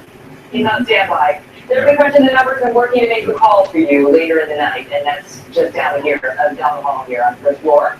Upstairs is our data deck. Bill Hemmer manning the billboard, joined by the best in the business to analyze the returns county by county. And Shannon Breen is keeping an eye on what people are posting on Twitter, Facebook, and Instagram. We're going to hear from all of them later in the hour. And this is exciting. I mean, the 7 o'clock closings, you have in there Virginia, which is obviously they've been battling for, heading in. Hillary Clinton seem to have a lead. We'll see how it breaks down. And once we get these states coming in, there's so much of an early vote. 43 million plus voted early around the country, and probably 130 million votes around America. So we'll be able to get the raw vote total coming in at first, as well as the exit polls, and be able to tell you a lot.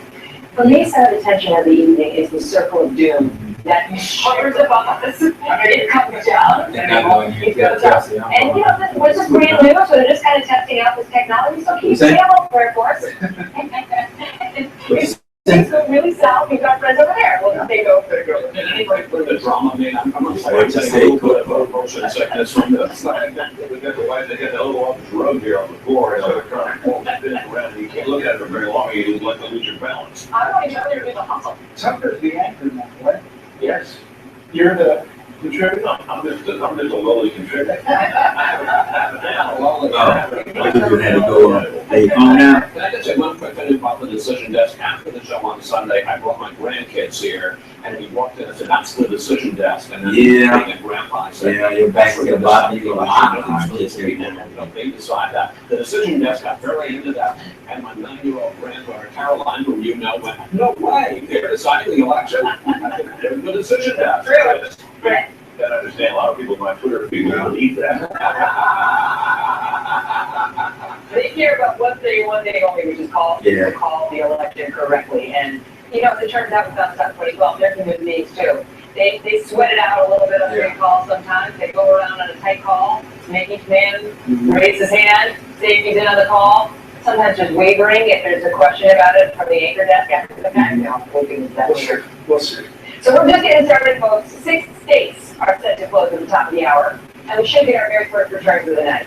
We've got reporters standing by at polling places in all of the key battleground states: North Carolina, Florida, Pennsylvania, Ohio. These are the states that will vote. Plus, the other big story of the night, the balance of power. You've already been. Democrats take control, or will Republicans hold on to power and come. Results go ahead. As election night 2016 continues live from Fox News World Headquarters in New York City. But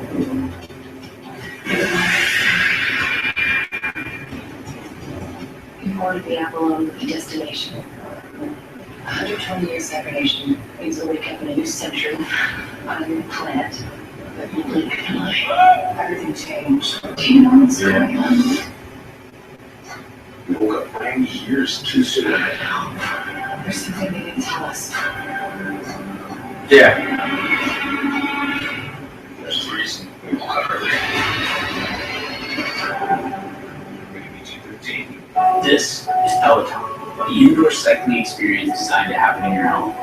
Only Peloton allows you to take high-energy live and on-demand studio cycling classes without having to go anywhere. Ride live with some of the best studio cycling instructors in the country.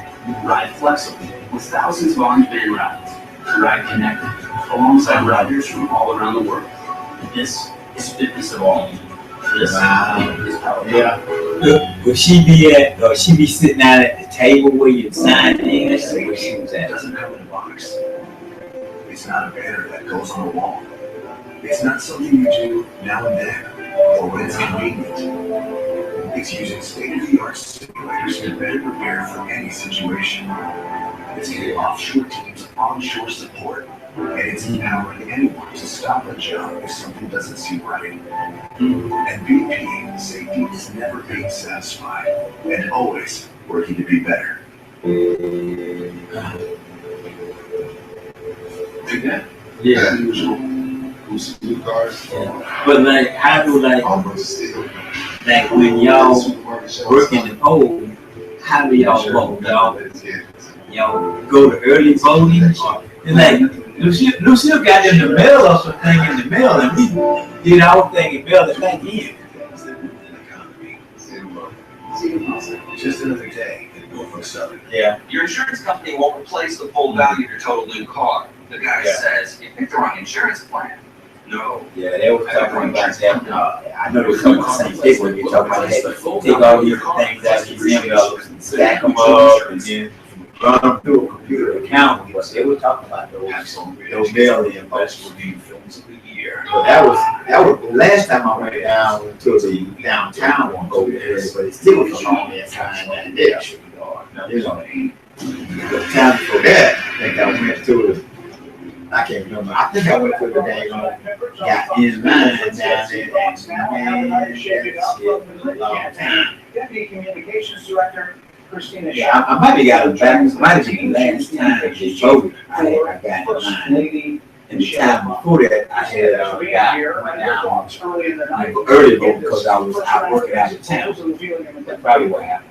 Well, thank you so much for having me. It's so great to be here. We are very excited tonight on the Republican campaign. You know, we felt really strong about coming into tonight because the incredible early vote that we saw, the important states like Florida, 6 million people voted in Florida. We saw double the turnout with Latinos and Asian Pacific Islanders from 2012, and actually a third of those voters were people who didn't vote in the last presidential election. So there are new voters coming out. We feel strongly that they're coming out for Hillary Clinton. So we felt really good about the work we did to get people out to vote early. And what we're hearing today, we think is really good. We're really excited. Important counties in Florida, like in Broward County and Orange County, we're already seeing more voters than voted in election day 2012. What we talk about right now kind of reminds me of that we had a meeting today on the phone, right? And the project manager was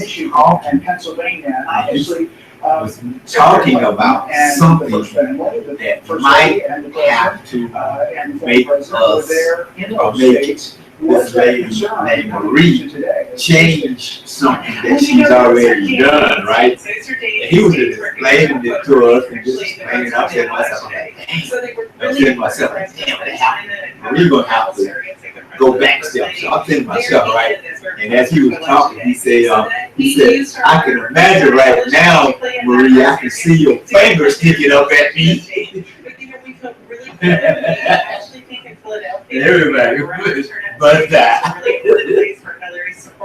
So we really built good organizations in those two states, and we really What you think about what? supporters get out there and vote. All she could do was laugh when he said that. Cause she probably did.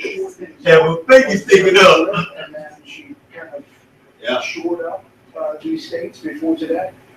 Well, Hillary wanted to close this campaign by talking to Americans directly about the choice that we have in this election today. What does the we want to be? Donald Trump was offering a very dark and divisive vision of what America could be, and Hillary was talking about the America that she wants to lead, which is stronger, fairer, and big-hearted.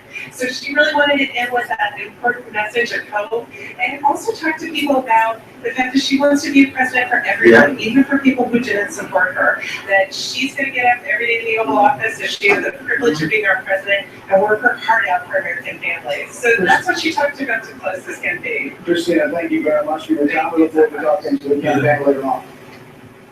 Well, as we wait for the first states to close at the top of the hour, the other big story of the night, the balance of power in Congress. Right now, Republicans are in the majority, but that could all change this week. Team Fox coverage continues. We have reporters spread out in the key states that could make the difference. But we start with our chief Washington correspondent, James Rosen, live on Capitol Hill. James? Megan, good evening. Only one of the two chambers of the U.S. Congress is seen as being in play tonight. In the United States Senate, Republicans presently enjoy a majority of 54 to 44 with two Bernie Sanders caucusing with the Democrats. That means the Democrats need to pick up 5 seats to regain control of the other chamber, or just 4 seats to achieve a 50-50 tie, in which case the next vice president of the United States will likely break ties. The Republicans are defending some 24 seats tonight, the Democrats only 10.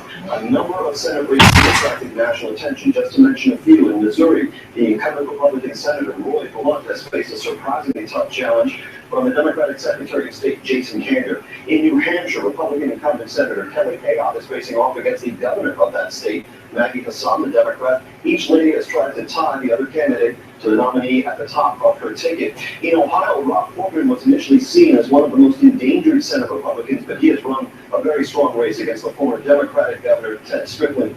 And in Florida, the surprise announcement by Marco Rubio to seek re-election to his Senate seat after the end of his presidential candidacy has made things much tougher for the congressman there, the Democrat challenger, Patrick Murphy. In the House, Republicans enjoy a majority of 247 to 188.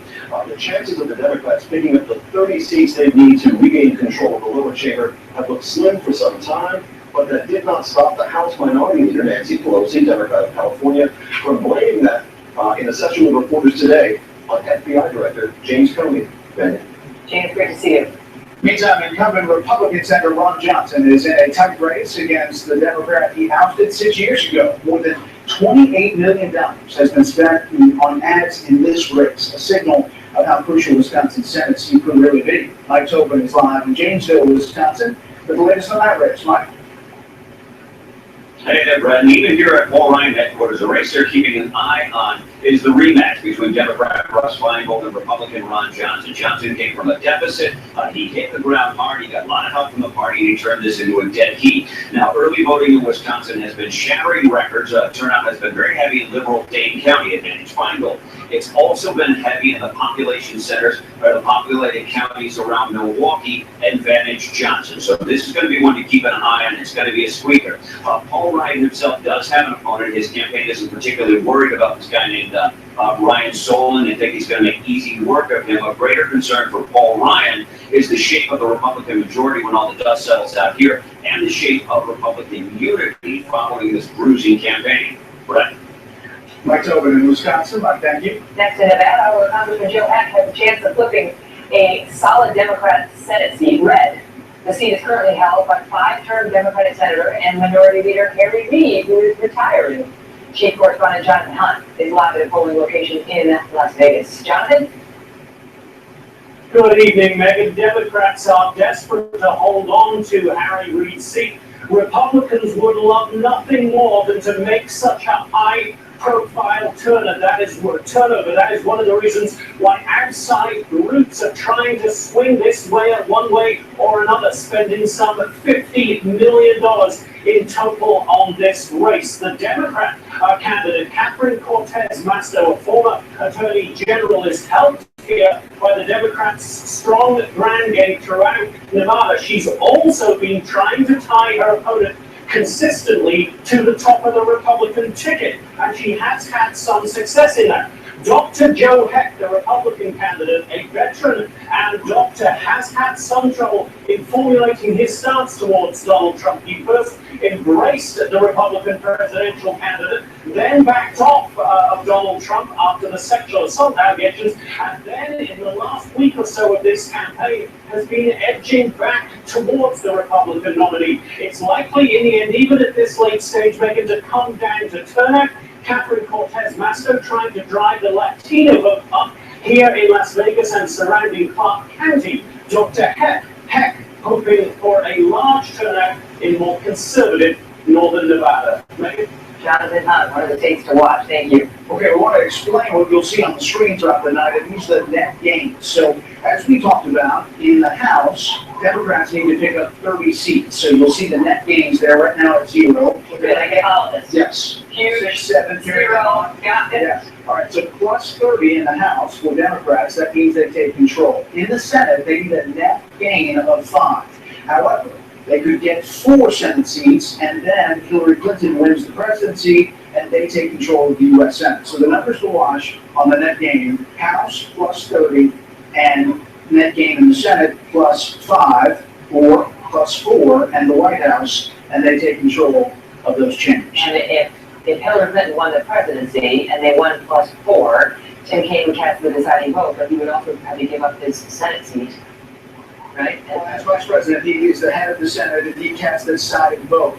But that is a precarious. No. So what I'm saying is, so he casts the deciding vote, but he also has to give up. Oh, right. So there will be a race in Virginia. So that would be, potentially good news for the Democrats if they feel good about refilling that seat with another Democrat. Yeah, the bad news is in 2 years, they are in a bad position because they're up 25 seats around the country. They're winning 20s. In 2019. As now is that.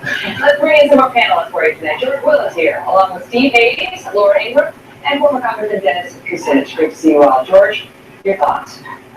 Well, on the larger picture tonight, what I'll be looking at is our friend Ron Brownstein is the man who coined the phrase the blue wall, the 18 states plus the District of Columbia, we've voted 6 consecutive times for the Democratic candidate. We have 242 electoral votes. He says, Mr. Brownstein, that the loosest bricks in the brick wall are Wisconsin, Michigan, and Pennsylvania. The question is, will any of them be changed, or will we go into 2020 saying there are now 18 states in D.C. that's 7 consecutive times in the Democrats? Laura, we talked about the last panel, changing electorates, a changing map on both the Republicans where they do well, and the Democrats with demographics. Yeah, and in Florida, some of the early exit poll results show that the electorate has gotten more non-white. It's gone up from 33%, and if these numbers hold, to 39%. That shows the changing demographics in the state of Florida. Much of this was predicted, and that's going to be something that, of course, we have to keep a lookout on in Nevada, states like North Carolina, where immigration is very important, and Georgia. The non-college educated, older white vote, at least so far, seems to be going for Trump. That's not something that we didn't predict. That's something we did predict. But if we're going to see a real move for Trump, it's going to have to exist in a state like Michigan. I completely agree that that's a breakout state for him. And if we see real movement there, that blue-collar, vote that people like Rick Santorum and others tapped into, that's going to be the place where Trump makes a stand. But another interesting exit poll result we saw earlier was that 46% said they wanted the next president to be more conservative in policies. Interesting. And again, we'll see how that plays out. Some people don't think Trump's, conservative. I understand that, but that'll be interesting to see how that plays out. Those are 2 metrics that I looked at early on. But again, we have to remind everyone, these shift, and they've been wildly inaccurate in previous elections. So always take some of them with that. The exit poll, that's a very good point. Back in 2004, they were predicting John Kerry would win, and it didn't work out so well. Yeah, exactly. Steve, earlier this evening, Kellyanne Conway was on another network suggesting that, she said, the things that worry me, I guess, is that we didn't have the full support of the Republican infrastructure. She just said it would be too bad if we win narrowly, and it's just because of the Democrats or this or that or the other, suggesting we didn't have even the support of former GOP presidents behind us. Do you think that's a valid complaint, that they didn't have the support, given what we're seeing so far, at least in the exit polls, on Trump consolidating the Republican base. Yeah, I mean, it looks from the exit poll that he did consolidate most of the Republican base, and that the Republicans who didn't end up supporting Donald Trump weren't a decisive factor. But you would expect this kind of thing. I mean, what people have taken her comments to mean is maybe starting to cast early blame. I think it's way too early for that. I agree with Laura. I mean, these early exit polls, remember in the Wisconsin recall, at the end of the exit polls, it was tied. Scott Walker ended up winning by 7 points. So I think it's pretty early. If I can just pick up on a point that Laura made about demographics, one of the things that we've been talking about on special report is the white vote, the share of the white vote. And, in 2012, Mitt Romney won the white vote 59-39, and it was 72% of the overall effort. In his first wave of exit polls, it looks like it's 55-38 for Donald Trump, which means he has a lower percentage of the white vote, which is a lower percentage of the overall vote, which would be problematic if these numbers are accurate, depending on how that white vote is distributed.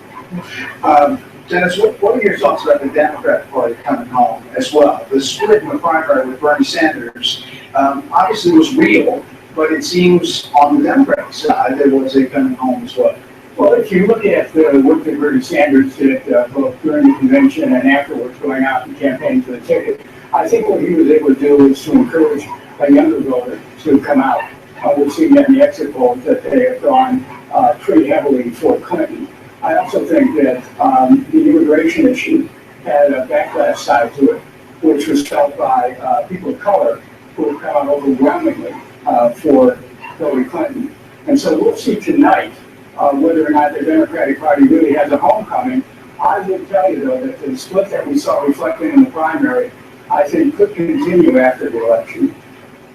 Panel, thank you very much. By the way, to your question, Chad Perkins is all over it. He says that Virginia Governor McCall would appoint a successor if this goes down, and that it would likely be Representative Bobby Scott, Democrat from Virginia. There would be a special election to fill that seat in 2017, so it wouldn't be like you would have a lot of time before you had to deal with that seat. Right, we felt with a Democrat, obviously, in what Tim Kaine is. So it's 6:34. And we are getting closer and closer and closer. Less than an hour from now, two of the most crucial battleground states in the night will close, and that is North Carolina and Ohio. Those are huge. Both states could play a key role in deciding the president and the balance of power in the Senate. Happening now, anchor John Scott is live for us in Columbus, Ohio tonight, where 18 electoral votes are up for grabs, and the state's own Republican governor, John Kasich, says he did not vote for Donald Trump. John?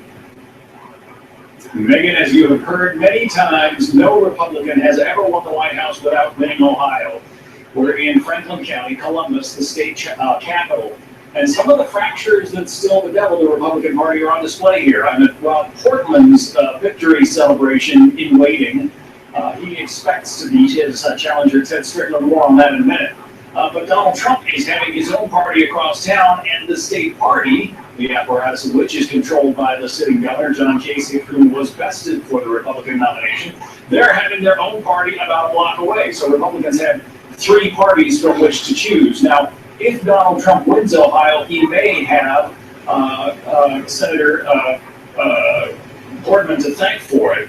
Portman's people knocked on something like 6 million doors, contacted 6 million voters this campaign around. There were only about 5.2 million votes cast the last time around. So essentially, they contacted every voter in Ohio. In the first 16 months of this race, Portman never came out in any of the polls as being ahead, but now well ahead in the Real Clear Politics average of the polling that we have seen up until today. As for the Republican Party overall, they're pointing to numbers in Ohio that suggest early voting in Cuyahoga County, Cleveland area, where President Obama won significantly last time around. Early voting is down there. In the meantime, early voting is up in Warren County, where Mitt Romney won that county 4 years ago. Back to you, Nick. John Scott, thank you. 23 minutes to go. Of course, Ohio, huge for both candidates. No Republicans ever won the White House without Ohio. I'm up here at the data deck where they're up riding Bill and Hammer. It's good to be here. We have a love it up here. I mean, it's very nice. It's a new spot. And we got some graphics that we think can tell a pretty important story about that. Okay. Let's get going here. This would be at the moment with official polls closing in about 23 minutes. This is the current marker where we begin the night, okay? Trump's at 164 electoral votes, there needs to be 270 to win the White House. If we, like we discussed over the weekend, if we were to give Trump all the states that Romney won 4 years ago, you go Arizona, you would go Georgia, you would go North Carolina. And then you start to put the map in the play and figure out what they need to win. It would be Iowa, it would be Ohio, and it would be Florida. And that's not easy. And even that is 259. So if you go there, Brett, you still look at these states up here. Is it a Pennsylvania? Or is it Michigan? Is it Wisconsin? That would get into 269 based on this scenario here. There's a big button in all this, and that's Hillary Clinton hasn't voted in this. And if you want to come on over, Yeah. So I have a question. What if Hillary Clinton, as they're talking about, we just talked to Christina Shop, and she said they're really optimistic about Florida. Okay, so let's give Florida to Hillary Clinton. Okay, now it's these states. I mean, would we give her Virginia? You know, we can probably give her Wisconsin, Colorado, and then he has to pick up Pennsylvania and Michigan, right? Or one of the two. when you do the math there and you take Florida out of his scenario, it is very difficult. He's got one today. He just punched up to 270. So how'd you get there? I got New Hampshire, but I gave him Michigan and Pennsylvania. And if you give Nevada out west to Hillary Clinton, 258. and then you have, I mean, he has to run the table, and he can do it. Yeah. But it's a hard slog. So we complicated that, right? So come on over here and do a little more of that. Convincing level. Who is? Hey, I tell you what. Who would have thought? Big burrito, this everybody's hanging out, right? Everybody's gossiping. That was like Fred and Ginger over there. I mean, I almost got like Fred and Fred. Exactly. Start off, you start. On that map, you see one. Well, I mean, the thing we have to remember is, yeah, you can do the math a lot of different ways, but generally speaking, we talk about filling the bathtub. As you start to come in, some states are more Republican than other states. As you all were talking about earlier, the weakest links in the chain for the Democrats are those northern tier Rust Belt states. It is Michigan, it is Pennsylvania, it is Wisconsin, and that's why Trump was smart to spend as much time as he did at the end.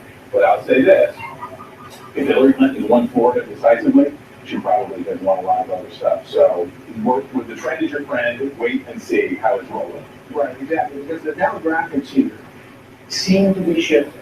And if the Latino Hispanic vote is huge in Florida, it could be huge in Nevada, it could be huge in North Carolina, and other places. And I'm reminded of a friend of ours, of Whit Ayers, a Republican strategist and consultant who in 2012, after the loss that Romney had, helped participate in this autopsy that the Republican National Committee does. And what do they find? They find that the Republican Party must diversify or it will die. That it has to try to figure out a way to reach out to more Latino voters. It needed to find a way to reach out to younger voters. And that these are demographic changes in the country that are not going to change at all. They're not going to be reversed at any time soon. So Republicans have to find more voters in those states if they hope to win a national election. Well, but if I may, there was another idea that wasn't preserved in that autopsy, which was that the way forward for Republicans is to maximize their share of the white vote.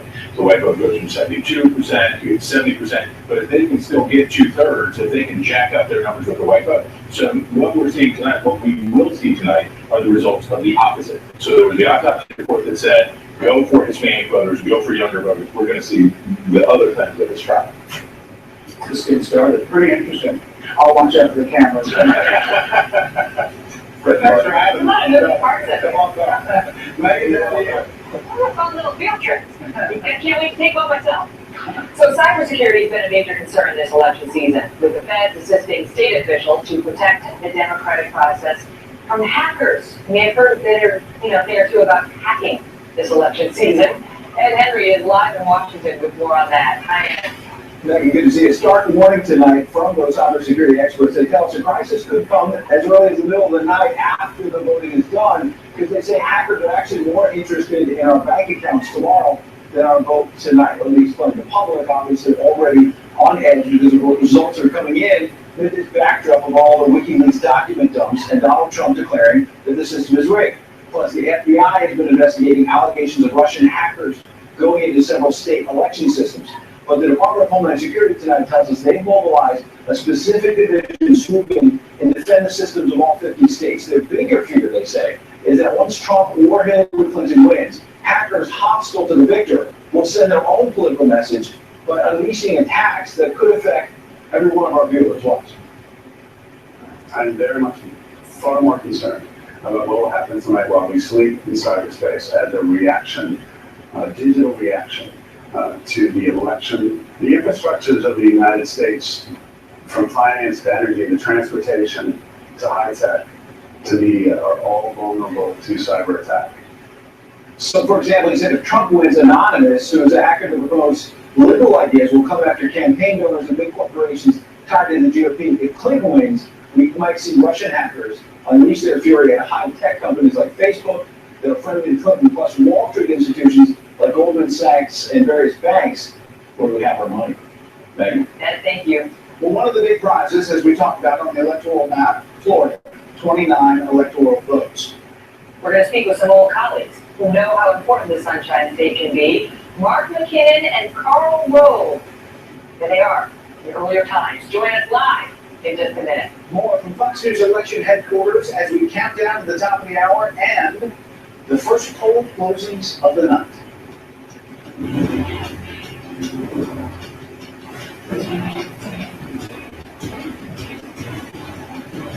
From Academy Award-winning director Mel Gibson, critics are raving Hacksaw Ridge is remarkable and inspiring.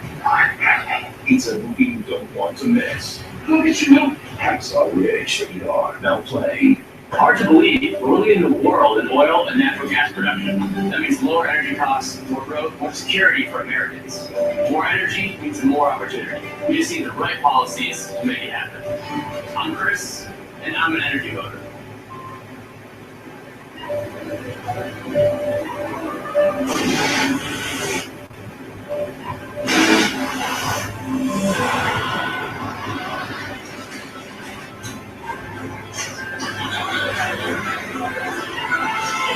Is it a force of nature or a salesman?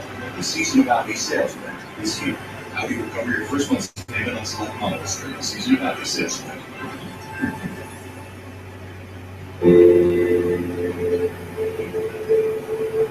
Did that? As usual. With some new cars, almost still. Get the supermarket shelf stock. Make sure everyone got their latest gadgets. What's up for the next year? Nothing much. Just keep it nice. Doing the big things that move the economy. Same work.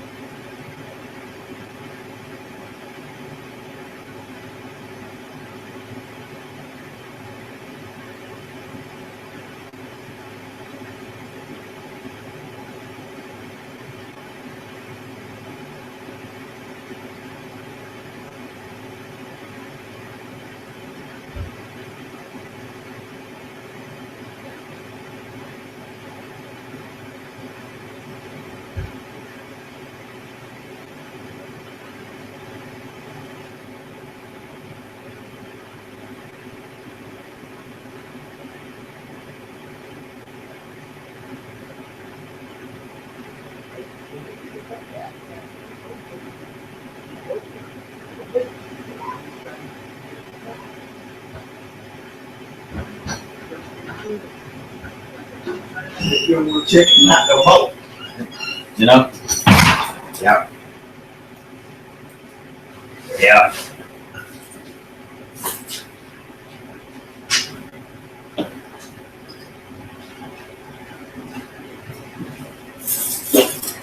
Yeah. Yeah. Mm-hmm. Mm-hmm. Dozen states, and the Fox News decision desk can, at long last, All be right. all winners and losers in the 2016 presidential race. Okay, well, you have a Our good one. first projection is in Okay. Vermont, All right. where Hillary Clinton will easily win that state's 3